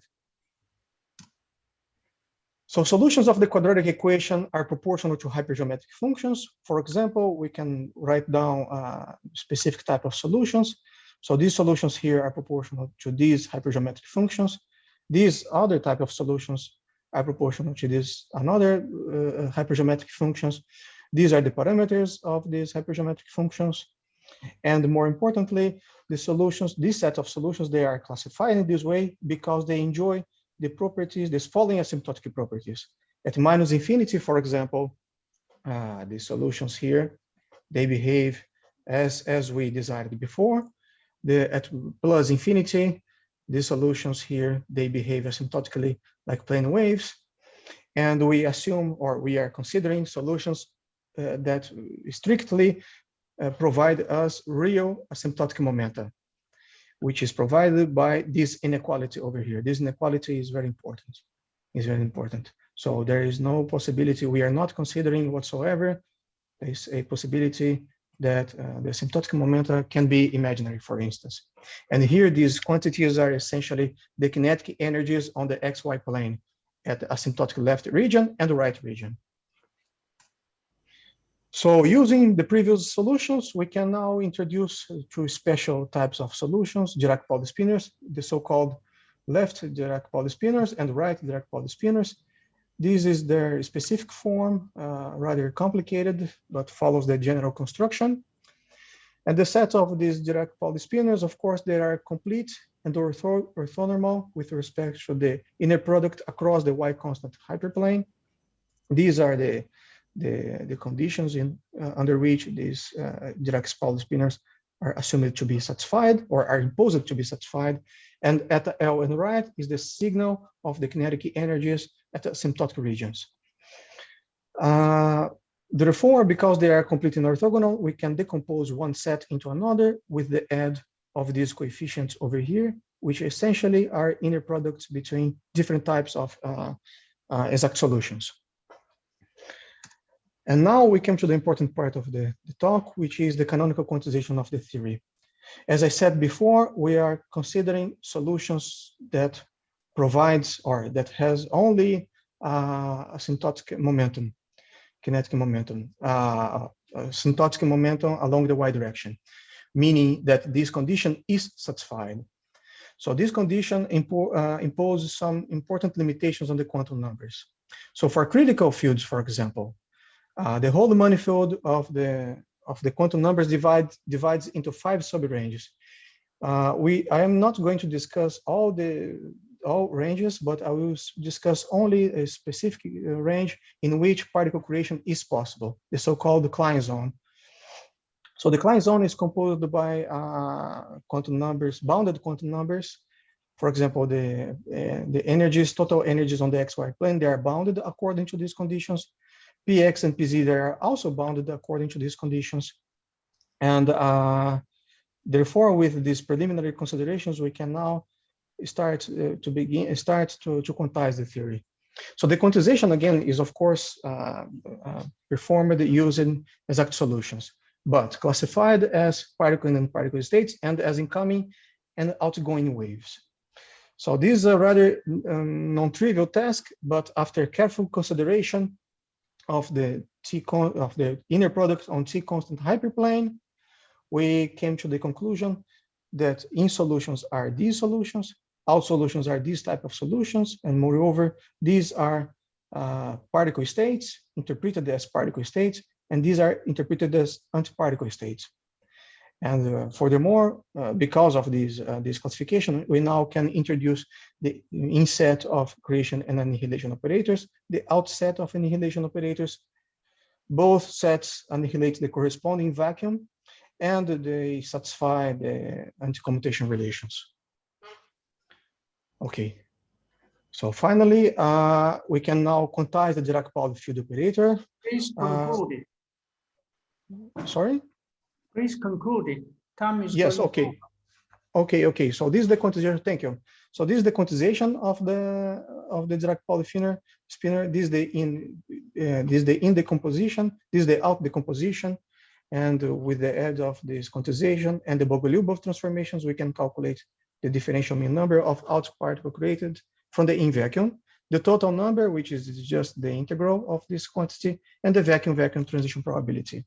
Now I just wanted to point, because of the time, just point out the main results. So these are the differential mean number of particles created for this specific field, Sauter-like field.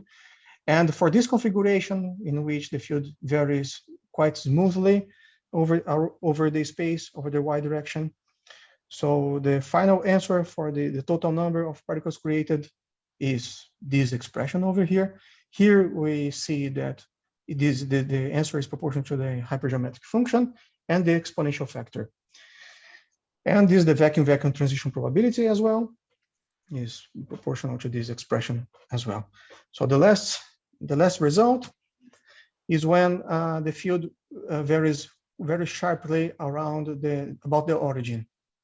So in this case, the mean number of particles created admits this approximated form, and the total number can be calculated after we introduce the so-called the Keldysh parameter for this case, which is very convenient because this quantity is very small. And after the computation of the integrals, we came to this conclusion. Here, this number is of course surprisingly small because the field is very sharp. So we expect that only a few amounts of particles can be created from the vacuum. And now this we can estimate, the last slide, we can estimate the critical magnetic field. So the mechanism here raises the question about the critical magnetic field intensity near which the phenomenon can be observed. Because the maximum of the magnetic field is equal to rho b prime within the present moment, the present model. And the non-triviality of the Klein zone is this one. So this provides us the following condition, that the rho b prime, which can be defined as the B critical, and this B critical, should be larger than this ratio between the mass and the magnetic moment. So for a neutron, for example, the current experimental data for the mass is this one, and the magnetic moment is this one. So the critical field is very large. We find that the critical field is about 10 to the 20 Gauss. Please conclude. So more optimistic values can be estimated for the neutrino. According to this experimental data, we have the critical magnetic field about of this magnitude. And we expect that this gives us enough arguments to believe that the neutrinos can be created from the vacuum in the vicinity of these objects. That's all for my talk. This is a summary. Thank you for your attention. Okay, thank you very much for your talk. And now we move to next speaker, which was the previous speaker. Please go on, Nasser Tawfik, sharing your screen. Yes, okay. I'm going to share my screen. Can you see now my screen? Yes, we do. Okay, please. Okay. I try to enlarge it. Okay. Yeah, thank you very much. I'm very sorry for not being on time because of That's fine. That's fine. Everything. Thank you very much. The title of my talk is Most Reliable, Strong and Electroweak Evolution. My name is Abdel Nasser Tawfiq. I'm the director of the Egyptian Center for Theoretical. I'm just going to outline the main problem and questions which I'm going to propose answers for them. We start from the Einstein field equation, which combines equations which combine classical space in form of geometry, Lychen scale, Lychen tensor, and so on, with the quantized energy momentum tensor. This can be expressed in this very famous form. In physical general relativity cosmology, Friedman equations govern the expansion of the classical space in a homogeneous and isotropic background of the universe. If we start with the Friedman limit Robinson-Walker metric and have some fluid relating the pressure with the energy density and so on, we Friedman have obtained these two independent equations where the Hubble parameter squared is related to other constant, including the energy density and the curvature and the cosmological constant, and also another expression, another equation, which H dot, the time derivative of the Hubble parameter plus the squared of the Hubble parameter is related to an equation of state, where here I have expressed the pressure as an effective pressure because I'm going to take into account the viscosity problem of viscosity properties here. The equation can be solved directly or exactly for any cosmic assuming that we have an equation of state describing this. There are various hypothetical equation of states, assuming empty space, assuming dust, assuming radiation, and so on, like this. In this talk, I'm going to propose or to introduce most reliable equation of state coming from most recent calculations. For instance, a relativistic experiment, relativistic nuclear experiment, non-perturbation simulation. From all these calculations, we can have paratropic equation relating, for instance, the pressure to the energy density and so on. Just here a reminder on the lattice calculation for the energy density as function. We used to when we increase the temperature, the matter underwent some quark gluon plasma or color paratopic matter temperature. Noticed that the resulting energy density is at such high density remains correlated. Sources for the correlation is apparently properties which was discovered by Rick a couple years ago. The same also for the pressure. Nowadays, we have our flavor as for the charm and the other correction. In my calculations from the perturbation, to which I have added the photons, particles, and also the Higgs bosons. This gives us here this relation, for example, between apparently there's a problem connection. here is the pressure and energy, energy density, the top curve, and below the blue curve, the pressure as function of temperature. The blue curves are the perturbation kind of scaling. Yeah, we can bring the two types of calculation together, and the perturbations one. The curve, the solid curve, represents the effective degrees of freedom at Your screen is not share. Okay, now yes. What's the problem? No, go on, please. Go on. Okay. Okay. Now, energy density for all these hadron era, we can fit the very simple function, null point, and so on. And we have some. I cannot hear you. Variance. No, it's my problem. Or yes, I think it. Okay. Here I'm presenting and so on. We have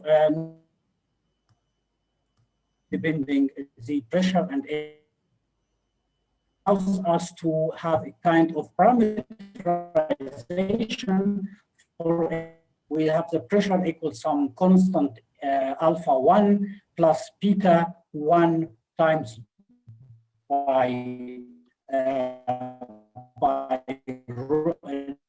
energy density, and also for the electric and so on. The most interesting thing is that the asymptotic limit. Also, we go to very, very energy density or temperature. Also have a dependence of the density, and this also the parameterization and the various factor. To include the viscous property, we have to modify the energy momentum tensor in the way that we include this viscous property. We have the Eckert theory, which is the first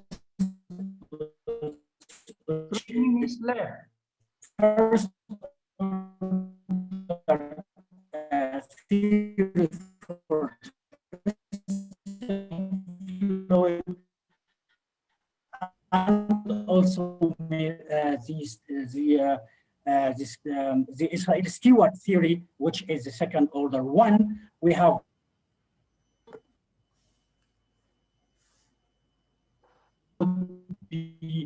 could be derived properties and the energy density.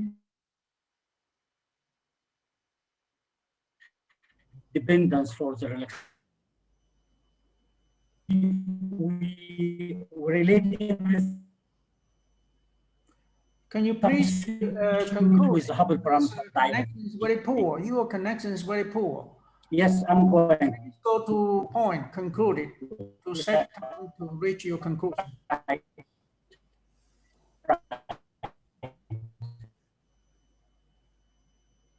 Right. And now is the evolution of the early universe in the hadron phase. We use the Friedmann equation and the corresponding equation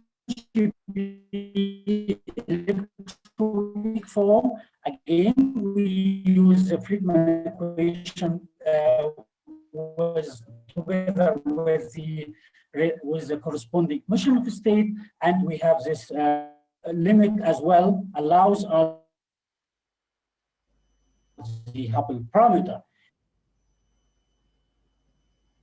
as function of the scale. So you conclude 1 minute function of your conclusion. These are the result at vanishing and here is the result for viscous fluid and also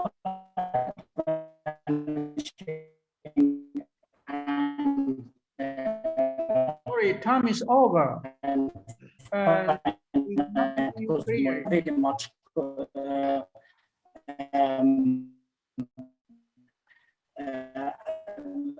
in which we consider almost all we need with the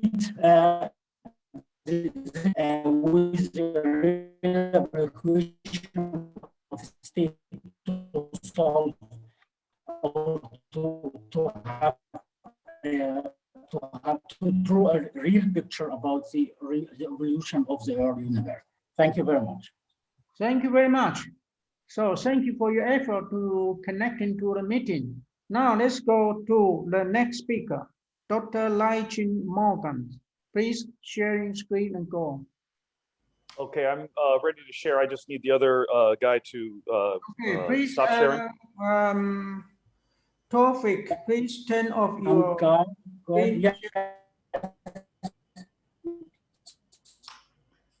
Okay. Oops, sorry. Share screen. Okay, can you see? Yes, please. Okay.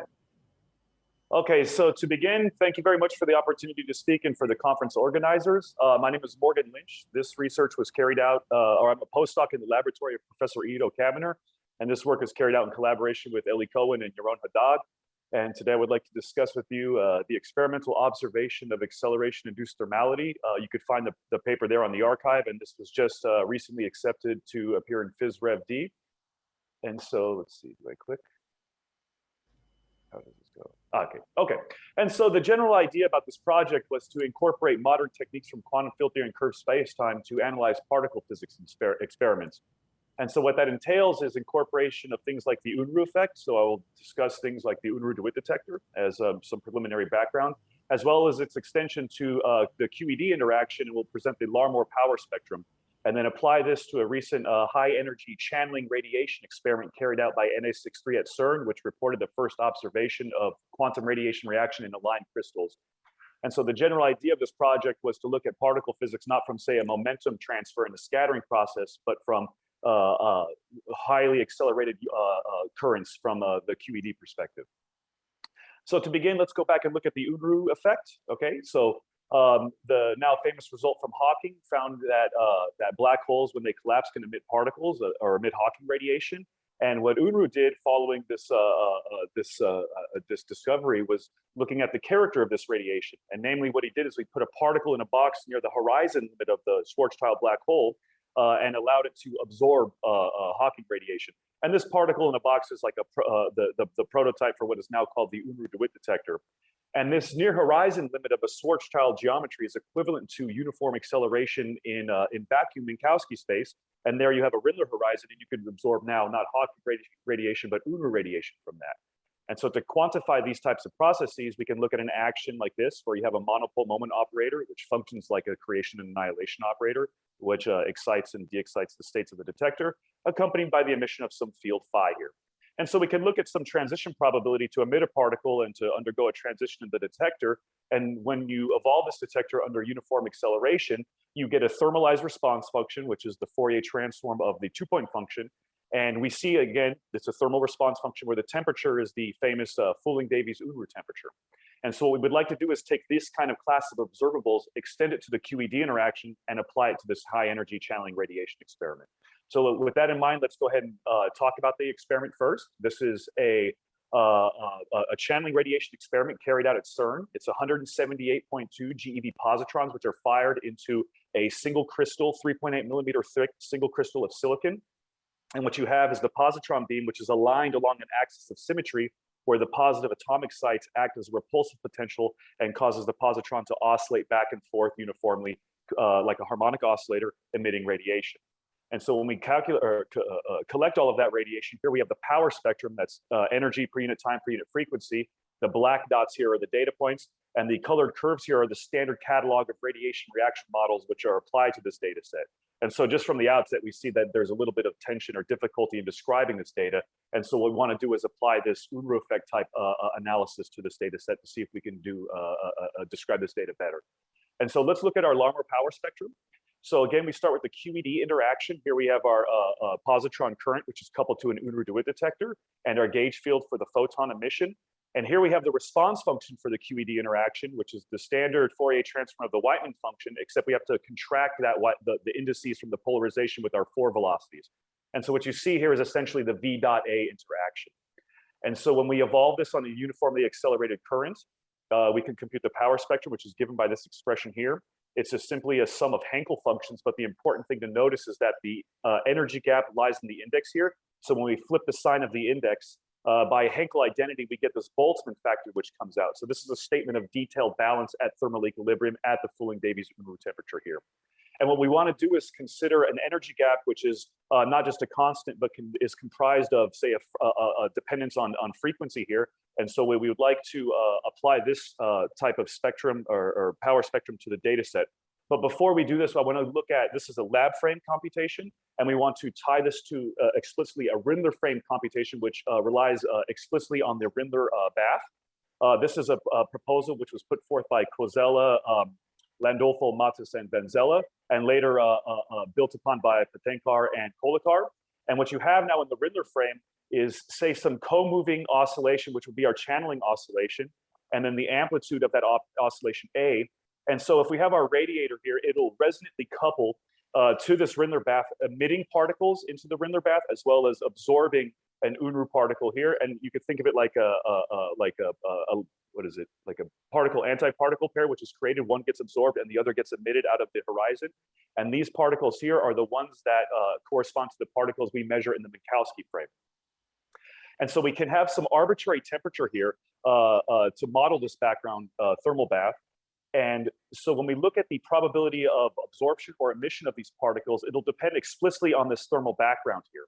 And we can leave the temperature of this thing arbitrary. And so when we look at the total emission probability, these thermal factors essentially move their way through the calculation without being affected. And we have this thermal factor, which we leave with an arbitrary temperature here on the Rindler side. On the Minkowski side, we have the detailed balance at the Fulling-Davies Unruh temperature. So when we look at the total probability of emission, we have this thermal factor. And so given that you have the Minkowski and the Rindler frame, which be two covariant descriptions of the same processes, right? We're able to take that thermal factor from the Minkowski side of detailed balance, unwind it backwards to write it in terms of an arbitrary Rindler temperature, thereby enabling us to directly measure the temperature of that Rindler bath from the data set, okay? And this is the proposal put forth by Kozel et al. For the virtual measurement of the Unruh effect.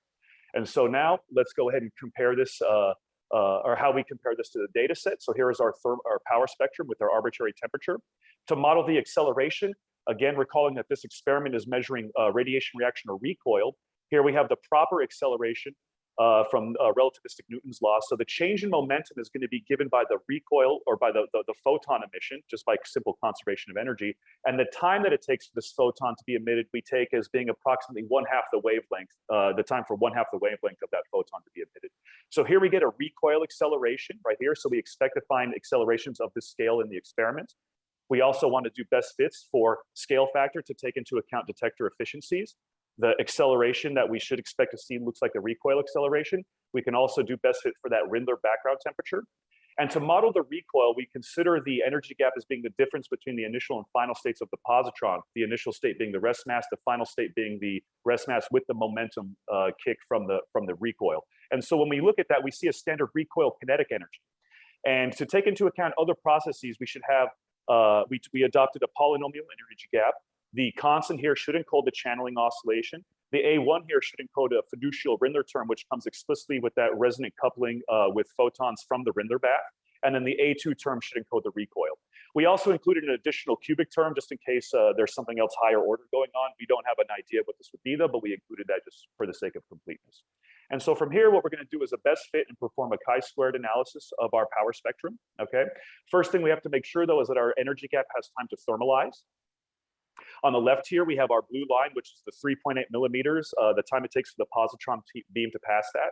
And here we have the thermalization time of our power spectrum. And we see that there's a low frequency cutoff at 22 GeV. Above that 22 GeV threshold, we have time for our system to thermalize.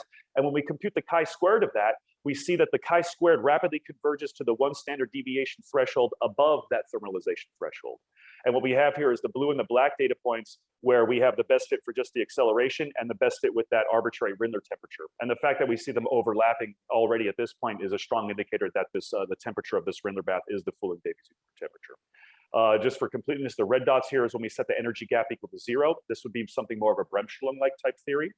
And so historically speaking, this thermalization time has ruined all previous attempts to measure the Unruh effect, but we do have sufficient time above the 22 GeV for our system to thermalize, whereby the chi-squared rapidly converges to 1. So now let's go ahead and look at this power spectrum, the first one that has the chi-squared of 1 at the 30 GeV cutoff. Okay, we did, since it was 22, we did 0, 10, 20, 30, 40, etc. at 10 multiples of 10 GeV. And on the left-hand side, again, the standard catalog of radiation reaction models. And here we have our Unruh model here on the right-hand side. Let's look at our chi-squared specifically for the standard catalog, right? We see that ours is the only one within the standard deviation threshold, the 1 standard deviation threshold, which implies that these systems with recoil probably a priori need the Unruh effect to be present to accurately describe them. What's also interesting is that below the 22 GeV, the system is not thermal. And so this should be, in principle, pure channeling radiation. And if you want to think about this in frequency space, not frequency space, but in the time domain, if we take the Fourier transform, this should be some time where the system is not thermal and time where the system is thermalized. So this may be provide a window to look at the onset of thermality and potentially look into the information loss paradox. So now let's go ahead and look at the best fit parameters themselves. Here's our power spectrum. Okay, so here is our best fit parameters. The first thing that we should look at, say, is the recoil acceleration. So this will depend on the photon emission, okay? So we just look at a characteristic number, say 100 GeV, and we see that the recoil acceleration is about 6 peta-electron volts, very high energy recoil acceleration.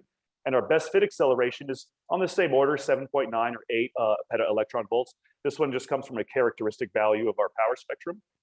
Again, the A naught term should encode the channeling oscillation. In the co-moving frame, this is about 5.6 electron volts. And this is a characteristic frequency from our harmonic oscillator of states here.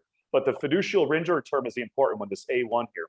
So what we have is that channeling oscillation term and multiplied by the amplitude of the oscillation. So if I just take the lattice constant of silicon, multiply it by our A naught term here, I get our fiducial Rindler term, which we get 0.011, and the best fit parameter is 0.01. So at least we're in agreement there. And for the recoil, we expect this to be something like 1/2 times the rest mass of the positron. We get 846.2 inverse GeV, and then 1/2 m is 978 GeV. So at least we're in 10% on this one. And so this gives us basically our fiducial energy gap comprised of the channeling oscillation, the Rindler term, as well as the recoil term. And so when we look at the temperatures themselves, we have the Fulling-Davies Unruh temperature, which comes from our accelerations. Here we have the average of 8 accelerations from 30 to 100 GeV. We get about 2 PeV plus or minus a half PeV. And when we do the best fit for the background Rindler bath, we basically get the same value, 1.96 plus or minus a half. But the error here comes from the standard deviation of the mean from these average temperatures. And so what we find is that the temperature of the Rindler bath is in fact the Fulling-Davies Unruh temperature. And just to give an idea about the temperatures from the acceleration here, what we did is we looked at the highest frequency, the 150 GeV photon, which is also the first to thermalize, and that should set an upper bound of the temperature, which is at 2.23 peta-electron volts. And so we have consistency between all of our temperatures here. And in general, this should be the confirmation of the predictions from Fulling-Davies and Unruh for this thermal character of the vacuum. And this technique of measuring that temperature of the Rindler bath comes specifically from Cozella and collaborators down in Brazil. And so now that we have this, we wanted to find an independent body of corroborating evidence for the presence of thermality. And so that we turn to basically black hole thermodynamics, or essentially Rindler horizon dynamics. And this comes from Bianchi and Sanzi's expressions, okay? And so what happens here is if I have a radiator in front of our Rindler horizon, okay, the object emits photons. These photons source basically gravitational lensing. And so if I have my Rindler horizon, you can have null vectors which essentially span the horizon, which then get geodesically focused via the Raychow-Dury equation. And then if you trace that curvature back, this sets the overall scale and the change in the size of the area. And so from that, we could also, this gives us the change in the area and the entropy. We can just simply integrate from the first law of thermodynamics to yield this expression. E initial is the initial beam energy minus the cutoff, and delta E tilde comes from actually integrating the data. And so here we have our Bekenstein-Hawking area entropy law, and we see that it does indeed converge to 4 times the Planck area above that same 22 GeV threshold, okay? So this is the confirmation of that Bekenstein-Hawking area entropy law as well, which gives us corroborating evidence for this thermality that we see in these systems. And so to conclude, okay, perfect. Okay, and so to conclude, we have the radiation reaction measurement, which we can confirm the presence of by this recoil acceleration, as well as this temperature, as well as that best fit parameter on the omega square term, something like 1/2m. And in terms of the Unruh effect, we're able to measure directly that Fouling-Davies Unruh temperature from the Rindler bath to confirm that itself. And then also, whenever we apply the theory to the data set, we see this convergence of the chi-square to 1 above that thermalization threshold. Backing up with the Bekenstein-Hawking area entropy law, we see the convergence to 4 times the Planck area above that same thermalization threshold. And so this constitutes the body of evidence for this observation of acceleration-induced thermality in these high-energy channeling radiation systems.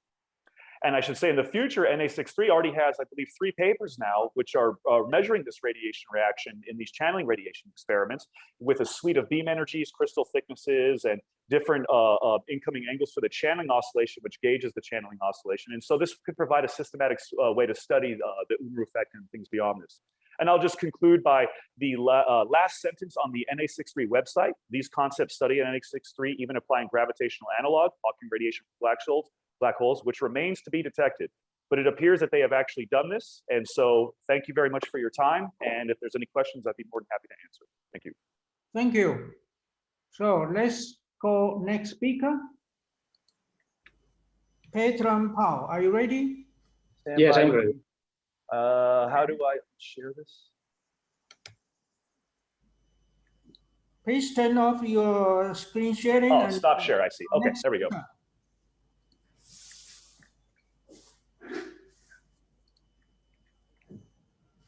Okay.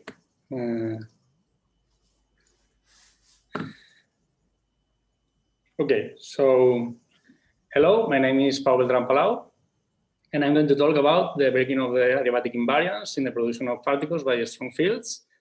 Well, I'm from the University of Valencia, and this talk is based on a paper I published in collaboration with José Navarro Salas, Antonio Ferreiro, and Silvia Pla. So let's begin. Well, first of all, I will introduce briefly this phenomenon of particle creation in the context of gravity. In 1966, Leonard Parker discovered this phenomenon, and he developed it in the context, well, for a real scalar field in a Friedmann-Robertson-Walker metric, as this one here.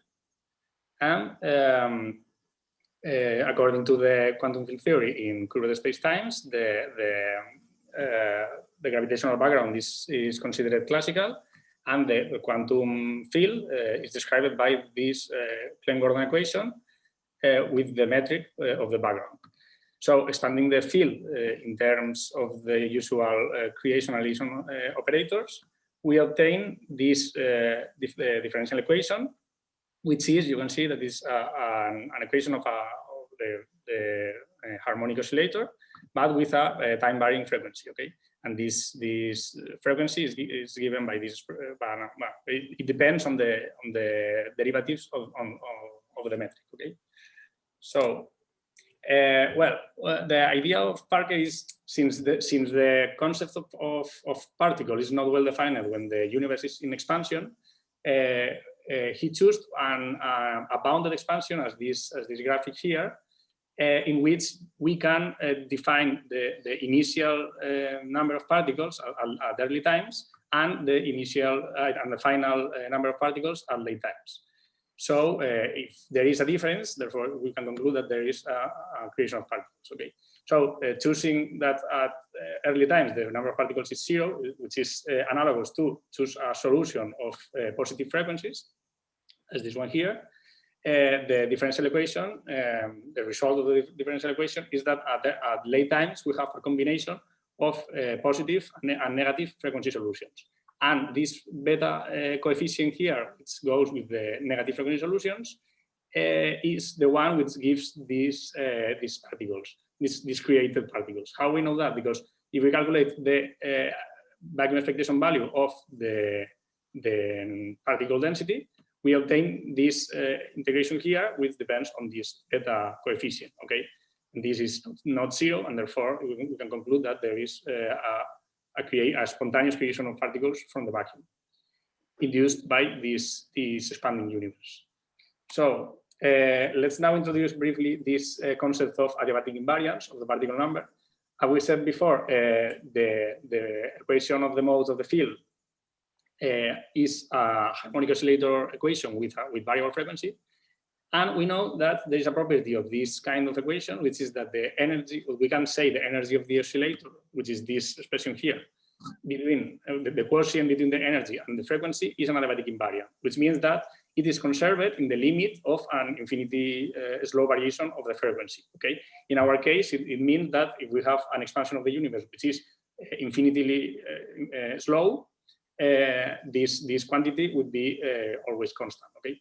So in our particular case of the bounded expansion, if we calculate the energy, the initial energy at early times, which is just the frequency, and the final energy, which is this expression here, and we make we calculate the difference of these two quotients at early and late times, because of this property, it must tend to 0 in the adiabatic limit. And therefore, you can see easily that this implies necessarily that the coefficient, the beta coefficient, must tend to 0 in the adiabatic limit. And that's why we say that the particle number is an adiabatic invariant, which means that in an infinitely slow expansion of the universe, the particle there won't be any creation of particles. Okay, and this was discovered by General Parker. But we know that this phenomenon of particle creation is not. Doesn't happen only for in a gravitational context. Also, for example, an electric background, a strong electric field, can create particles from the vacuum, can create pairs of particle-antiparticle. So a logical question would be, does these electric fields or creation of particles by electric fields conserve this adiabatic invariance of the particle number? Spoiler, not always. There are some cases in which this adiabatic invariance is broken. So let's see in which cases. For the analysis, we will choose a particular form of the electric field, which is a Sauter-type pulse, like in this first graphic. Okay, and the potential vector associated has this form here. Okay, which is like an increasing of the potential vector, which is bounded. Okay, it goes from 0 to a finite value.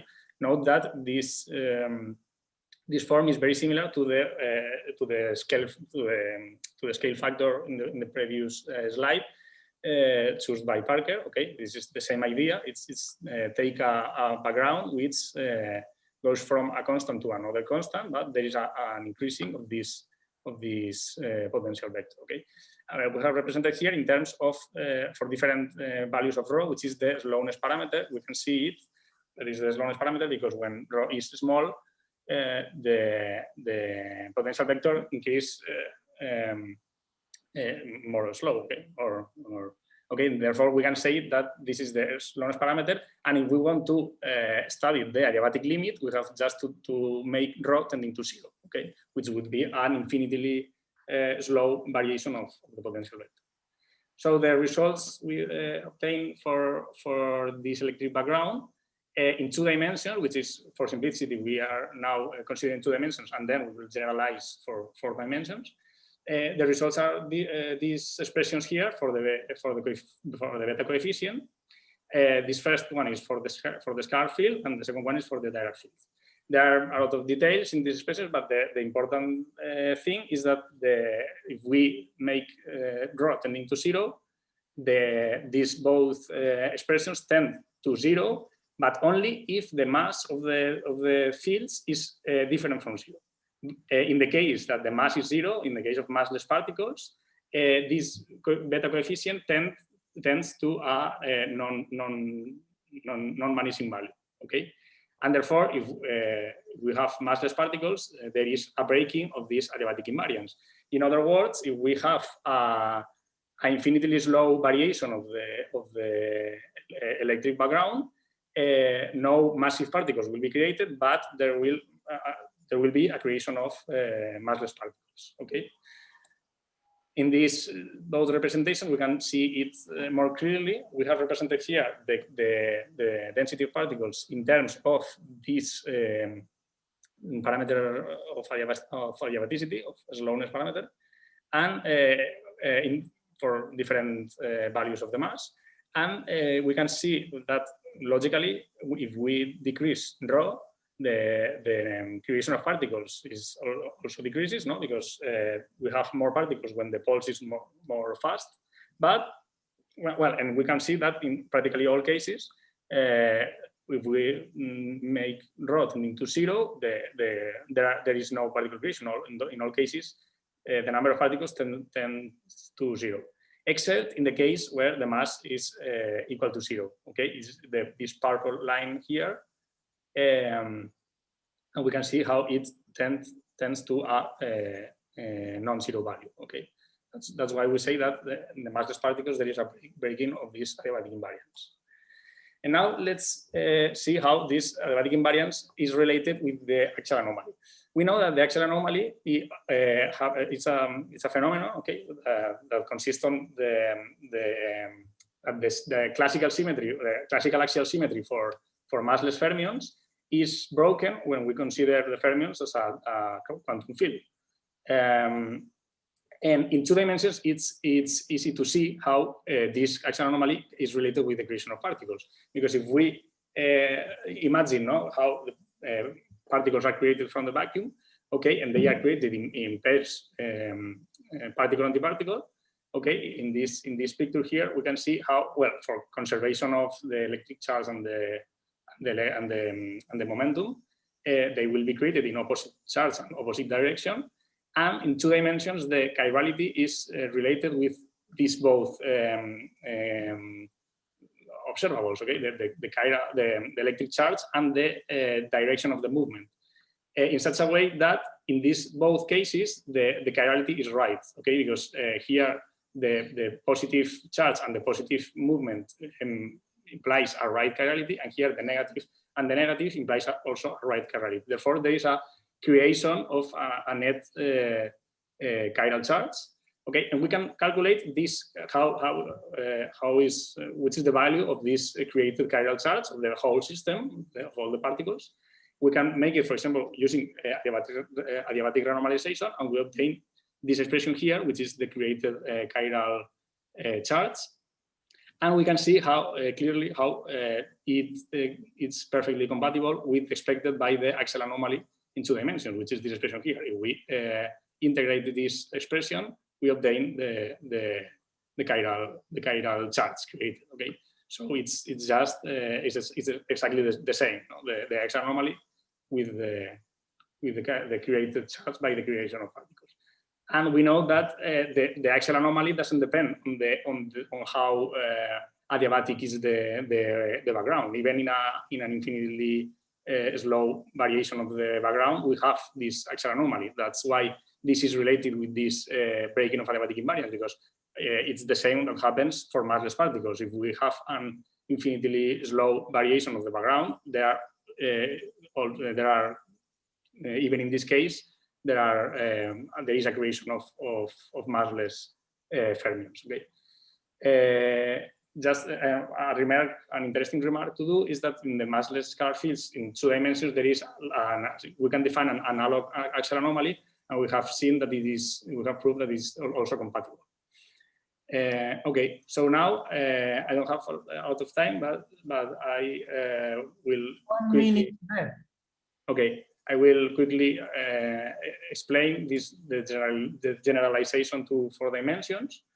Okay, I won't explain the details. I will only say the results. Okay, since we are in 4 dimensions now, we can add an electric field and also a magnetic field. So this led us to these both cases. Okay, we consider the case with only electric field and then the case with electric and magnetic field. What we obtain when we do this generalization is that for the electric, if we only consider electric field, the adiabatic invariance is preserved. Okay, so with only electric field, the breaking of adiabatic invariance only happens for the 2 dimensions, but not for 4 dimensions. Okay, the number of particles tends to 0 in the adiabatic limit. But if we add a constant magnetic field, the situation changes. The constant magnetic field quantizes the momentum in terms of the well-known Landau levels. Okay, and what we can see is that for the massless scalar field, nothing happens. The particle number tends to 0 in the adiabatic limit, but in the massless Dirac fields, the lower Landau level in n equal to 0 makes this, we have defined it like an effective mass for this case, for the 4 dimensions, makes it vanish. And this implies that the particle number, well, the beta coefficient tends to 0 in the adiabatic limit, and therefore also tends to a non-zero value in the adiabatic limit, and therefore the particle number also tends to a non-zero value in the adiabatic limit. And therefore, in this particular case of massless Dirac fields, presence of a non-perpendicular magnetic and electric fields, there is a breaking of this adiabatic invariance. Okay. I'm afraid you had to go to conclusion. Okay. Very. Your PowerPoint and people were ready. Okay, so. Okay. So well, very quickly, this is the last, practically the last slide. We can see how the same conditions for the breaking adiabatic invariance are the same conditions to the axial anomaly. Okay, the chiral charge created by these created particles is this one, which is perfectly compatible in the axial anomaly, and this charge is the only contribution to this charge is the n equal to 0, which is what we have seen that it is the mode that implies this breaking of adiabatic invariance. So all these arguments makes us think that there is a close relation between axial anomaly and breaking of adiabatic invariance. Okay, and very briefly here we can see how exactly the same cases in which we have this breaking of adiabatic invariance are exactly the same that for the axial anomaly. Okay. So in conclusion, we have seen that the adiabatic invariance of the particle number, which is verified for gravitational backgrounds, is broken when we instead of a gravitational background we put an electric background, and it is broken in some cases, which are for massless particles in general if we are in 2 dimensions, and in 4 dimensions for massless fermions in presence of an electric background, such that both,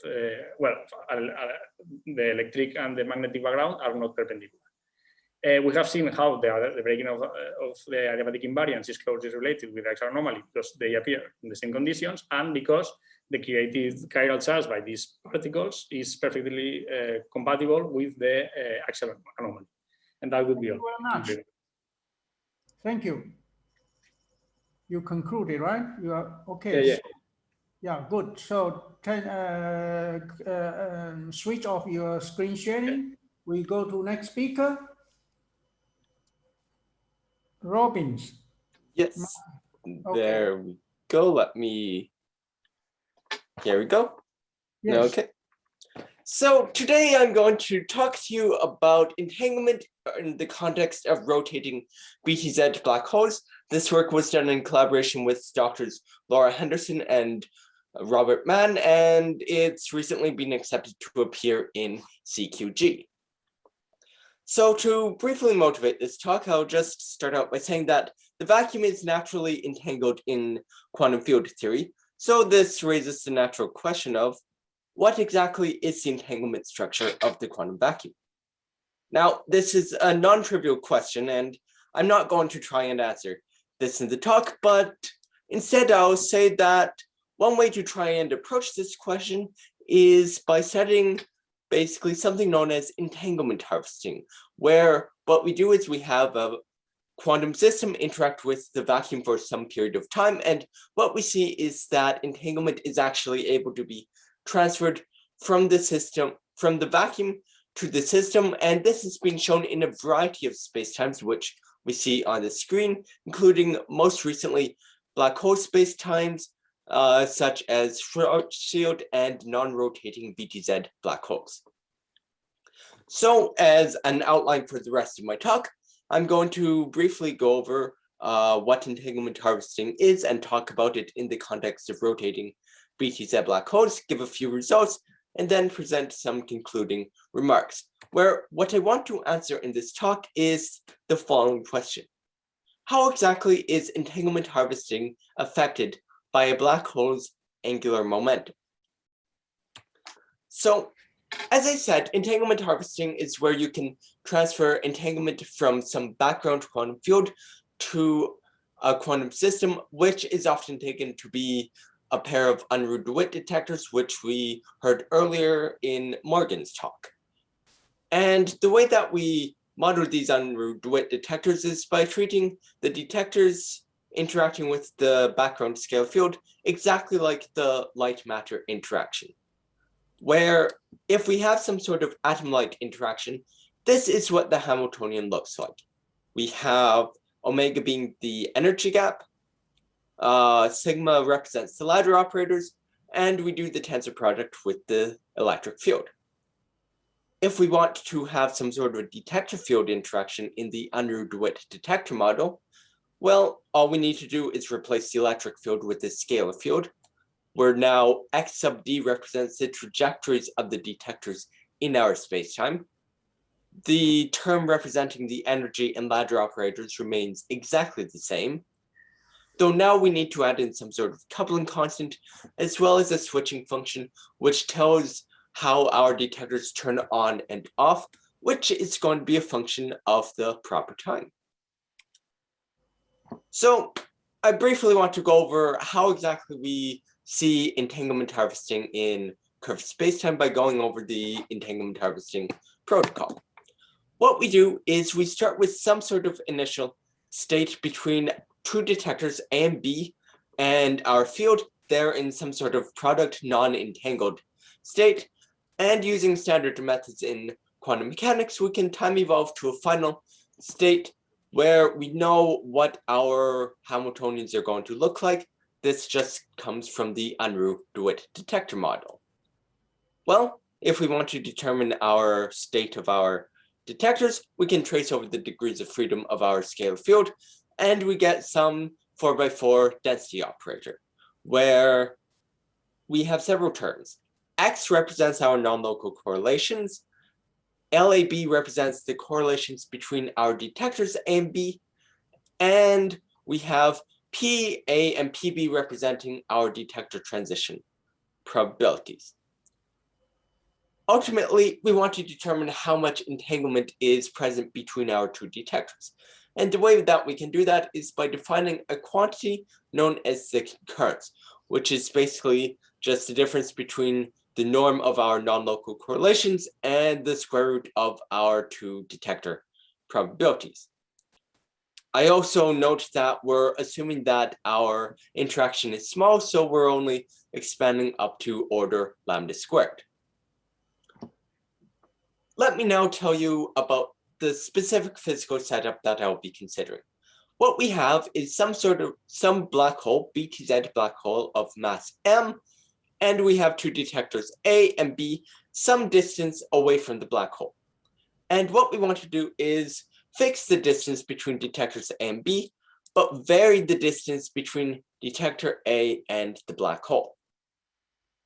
we're also going to be assuming a Gaussian switching function, which means that our detectors slowly turn on and then slowly turn off. For simplicity, I'll also assume a constant energy gap as well as a fixed ADS length. And I'll also be working in the co-rotating frame, meaning that as our black hole rotates, the detectors rotate with the black hole. Now, I mentioned that we were working with BTZ black holes. Well, you are rightfully going to ask, but why specifically these black holes? Well, to start off with, the metric's relatively simple. It's a 2 plus 1 dimensional black hole, and it depends upon the mass, the angular momentum, with R plus R minus being the outer and inner event horizons, and L being the ADS length. But what's key about BTZ black holes is that the concurrence only depends upon the Whiteman function. Sorry, I should rephrase that. The concurrence depends upon the Whiteman function, but the BTZ black hole Whiteman function is exactly known because all the BTZ Whiteman function depends upon is the ADS Whiteman function, meaning that all we have is just the sum over images of the ADS Whiteman function, where because we know the ADS Whiteman function, we know how to map it. We know how to do the identification. We automatically know the BTZ Whiteman function, where we also incorporate the twisting of the scalar field being represented by eta, where for simplicity, we're going to set eta to be equal to 1. So we're going to be working with some sort of untwisted scalar field. Now, there's a huge parameter space that we could look at. There's things we could investigate in the space-time. We could investigate parameters of the detector. We could investigate various parameters of the scalar field. But for simplicity, what we want to consider is specifically the mass and the angular momentum of our black holes, where, as I mentioned, what I want to investigate is how the angular momentum of a black hole is going to affect entanglement harvesting. Well, to start off with, let's look at some large mass black hole where I'm defining large mass as basically being m greater than or equal to 1. And on the vertical axis, I plot the concurrence, which, if you recall, is basically the entanglement between our two detectors. And what we see is that regardless of whether we have no angular momentum or something that's near extremal, there's no difference in the amount of entanglement that we can harvest. We also see that there's going to be some sort of entanglement shadow close to the black hole where no entanglement can be harvested. This was found for the case of a non-rotating black hole by Henderson et al. And this has been confirmed to still exist for a rotating black hole. Well, if we don't see any difference in the entanglement structure for a large mass black hole, let's see what we get when we go to something that's smaller. And we see that there's significantly more structure present. We see that as the rotation of the black hole increases, we're going to be getting more entanglement between our two detectors, where far away from the black hole, we recover the ADS value. But what I want to draw your attention to is that this is going to be only for small mass black holes that we see this structure, and we get a giant peak in the entanglement at intermediate distances. So this is something that was completely surprising to us. And what we then tried to understand is, why exactly are we going to see this giant peak at these intermediate distances? Well, to do this, we can analyze the probabilities and our non-locality, since that makes up our entanglement. What we see is that as the rotation increases, the transition probabilities also increase. But we see that at intermediate distances, we're going to get larger angular momentum actually corresponding to a smaller transition probability compared to smaller value of the angular momentum.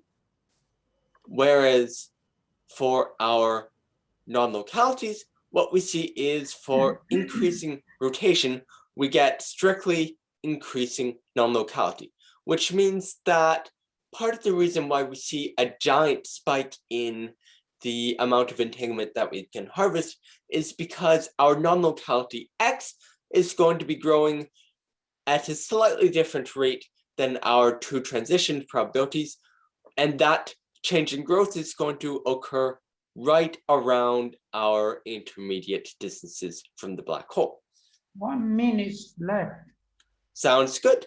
So what I'll want to add is that we also looked at how the image sum changes, and we see that far away for n equals 0, we recover just the ADS-Weitman function.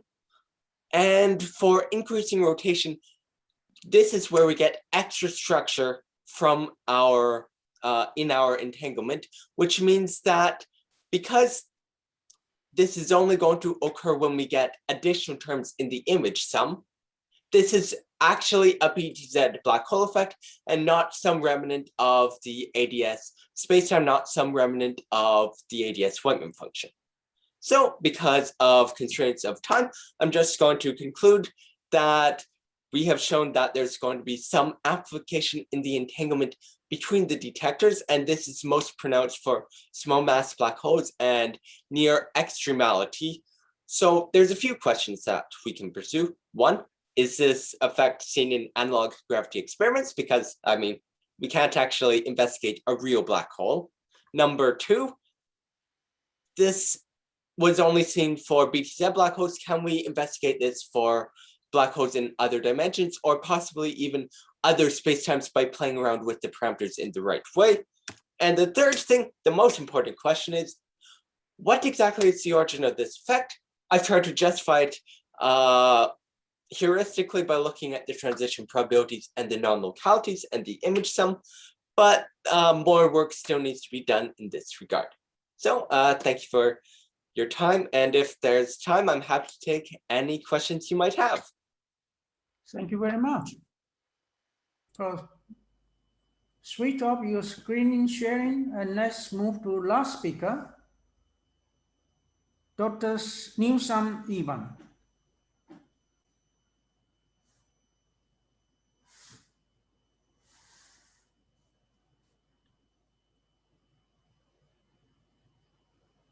Hello?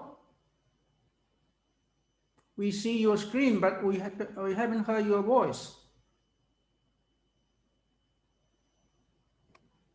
Sorry, I forgot to unmute myself. Okay, so let's get started. Share your screen. Yep.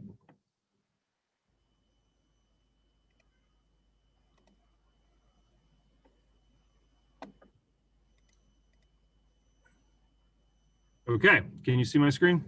Yes. Okay, so I'll be discussing a project which involves the validity of the semi-classical approximation in 1+1 electrodynamics. Specifically, I will present numerical solutions to something called the linear response equation, which is an object involved in the validity of the semi-classical approximation. Okay, so the semi-classical approximation has been used in a wide range of physical situations. The one relevant for this project is the decay of an electric field due to the Schwinger effect. The original calculation by Schwinger involved a background field calculation for an electric field constant in space and time, resulting in a particle production rate which damps the electric field. Here I include the relevant functional form of the particle production rate and want to point out from the argument of in the exponential, a critical electric field, critical electric field strength threshold that can be defined, above which significant particle production is thought to occur. Now, in the semi-classical treatment explored here, one considers a 2D spatially homogeneous classical background electric field generated by an external source, which can vary in time. Now, through the Schwinger effect, electron-positron pairs are created and accelerate, creating a current which generates a counter-electric field that initially damps the original electric field. Now, this process continues indefinitely with the result being a net electric field which oscillates in time. Now, the time evolution of this oscillating net electric field is characterized by the semi-classical back-reaction equation. I abbreviate that SBE, and I'm going to discuss that later on in more detail. So from semi-classical gravity and chaotic inflation models, a criterion for the validity of the semi-classical approximation has been adapted to the case of 1+1 electrodynamics. This criterion was implemented in a paper I co-authored with Pepe and others, which I include here. Now in this paper, the formal statement of the criterion reads as the following.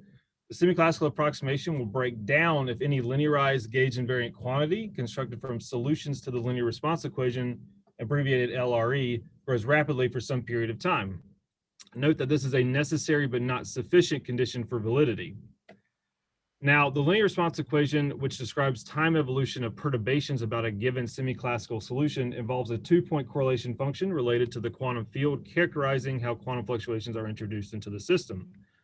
The linear response equation is a second-order integral differential equation, which can in general be difficult to solve numerically. So in the paper I mentioned previously, a method was developed to approximate its solutions, which involves the difference between two solutions to the semi-classical back reaction equation with similar initial conditions.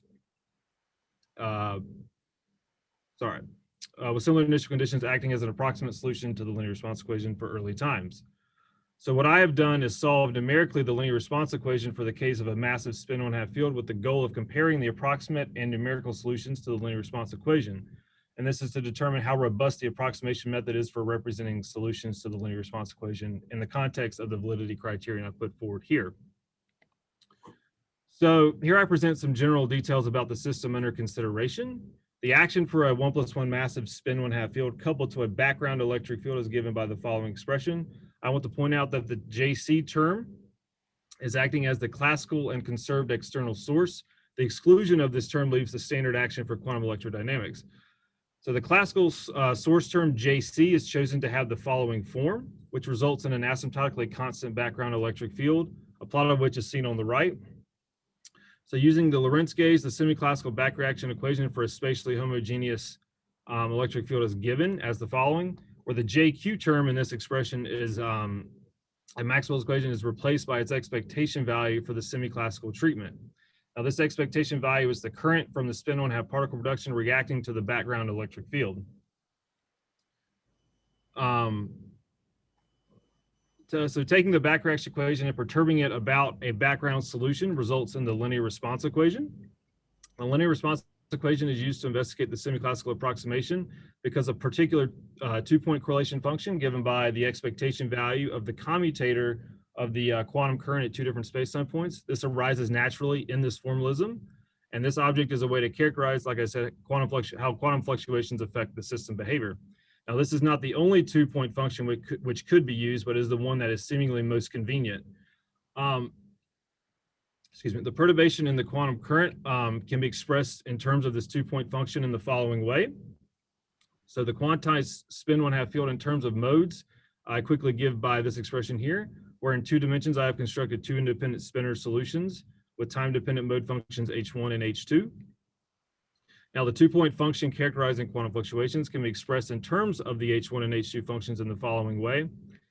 So now the idea here is that if the two-point function grows substantially, then the linear response equation solution little delta E will grow large as well, signaling a breakdown in the semi-classical approximation. So the linear response equation, like I said, is an integral dE, and these generally, like I said, can be difficult to handle. So therefore, a method to approximate its solutions was developed in the paper I mentioned in the previous slide. This works by considering 2 solutions, E1 and E2, to the semi-classical back reaction equation, which have initial conditions which differ only by a small amount. At early times, spin 1/2 particle production is not high enough to introduce substantial quantum fluctuations, and therefore capital delta E is expected to be an approximate solution to the linear response equation, given thus. So to see how quantum fluctuations will affect the approximate solutions to the linear response equation, it is useful to isolate the behavior of a term called EQ, which is the contribution to the electric field from the spin 1/2 particle production. We measure the growth of capital delta EQ by using the following relative difference relation, RQ, which is acting as the quantity constructed from solutions to the linear response equation that I mentioned in the statement for the formal validity criterion. So if RQ grows rapidly over some period of time, this will signal a breakdown in the semi-classical approximation. Now, the plot I have on the right here is plotting RQ for a variety of different masses the measure of which is given by the m squared divided by q squared factor seen in the plot legend. The yellow dashed line at the bottom is the classical relative difference without quantum effects. The important takeaway is that when the particle mass parameter is of the same order as the electric field strength, which is the blue curve, one has the most rapid growth in RQ. Now, as the mass parameters decrease, the growth of RQ decreases as well. Therefore, according to the validity criterion put forward, I claim the semi-classical approximation breaks down when the mass is of the same order as the electric field strength and becomes more accurate as the mass is decreased. So here I present a table summarizing the cases I have investigated this far. On the left, I've explored the mass parameter space, but I want to focus on the critical case where the mass is of the order of the electric field strength. On the right are two plots. The top plot is looking at the net electric field, including back reaction. The yellow dashed curve is the electric field with no quantum effects, while the blue curve is the electric field including quantum effects. One can observe the damping of the field due to the spin 1/2 particle production. So the bottom plot is showing the numerical solution of the linear response equation, which is the blue curve, with the approximate solution being the red curve. One can observe that at early times the two are essentially identical on the scale of the plot, implying capital delta E is an accurate approximation to the linear response equation solution for early times. However, at late times, one can see the two curves diverge quite obviously. So zooming in on the early time behavior, large growth in both curves can be observed, and one can notice that around the time of about 1.5, the two curves begin to deviate. Comparing this to the relative difference RQ from before for the critical case, the time of about 1.5 is where we start to see substantial growth in RQ as well, just as a point of comparison. Therefore, the claim that capital delta E can act as an approximate solution to the linear response equation for early times and rapid growth of the quantity built from capital delta E signals a breakdown of the semi-classical approximation, and this seems to be validated from the numerical solution to the linear response equation. So just to quickly summarize what I presented to you, a criterion was developed to test the validity of the semi-classical approximation in 1+1 electrodynamics involving approximate solutions to the linear response equation. A method to approximate the linear response equation solutions was used and compared to the full numerical solution. The important conclusions to take away from this are the claim that capital delta E acts as an approximate solution to the linear response equation for early times seems to be accurate. Furthermore, rapid growth in the quantity RQ built from the solution capital delta E, signaling a breakdown in the semi-classical approximation, excuse me, is reinforced from the growth of the linear response equation solution little delta E. And lastly, it was not shown in this talk, but as the mass is reduced compared to the field strength, the quantity capital delta E accurately approximates the linear response equation solutions for late times as well, so early times and late times. So that's all I have for you. I appreciate your attention, and I'll be happy to answer any questions you may have. So thank you. Thank you very much. Can I ask a question? Yeah. I don't think we have a, okay, one question, because one question. I just wanted to ask, in your numerical simulations, do you see, I didn't quite understand how do you do numerical simulations. So I wonder if you can see loop corrections to the expectation value of the current, to this psi, gamma psi. I don't know if I explored that explicitly so far. I mean, this is an ongoing project. That would be something interesting to take. Because we analytically see that loop corrections grow with time to such currents in 4 dimensions even, and for massive fields. And that can definitely deviate two answers. I mean, okay, I think the semi-classical and we don't have much time for the discussion for all speakers. I think all the speaker again. I'm sorry again, because we don't have much time for discussion for every speaker. So I encourage all of you to upload your PowerPoint, and you can keep going your discussion. So thank again for all speakers. We close this section, and we are in time schedule. Thank you, everybody. Thank you.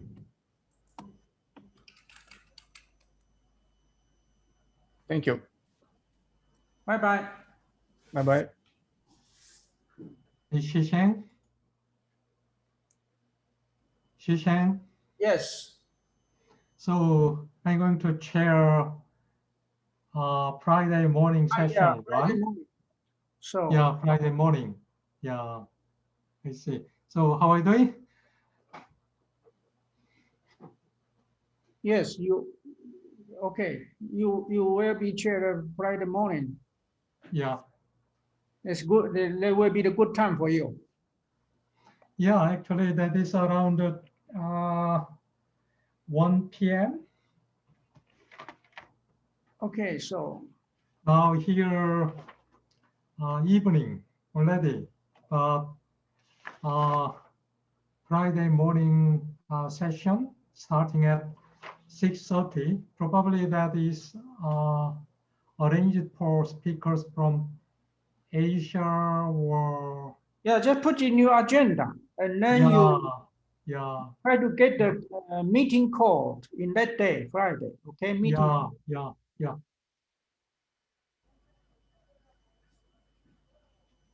Okay. Yeah, many interesting talks and yeah, really good talks.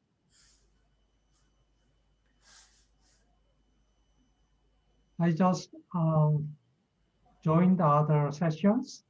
Actually, our session has pretty good number of talks and participants. Okay, so Yeah, good approach.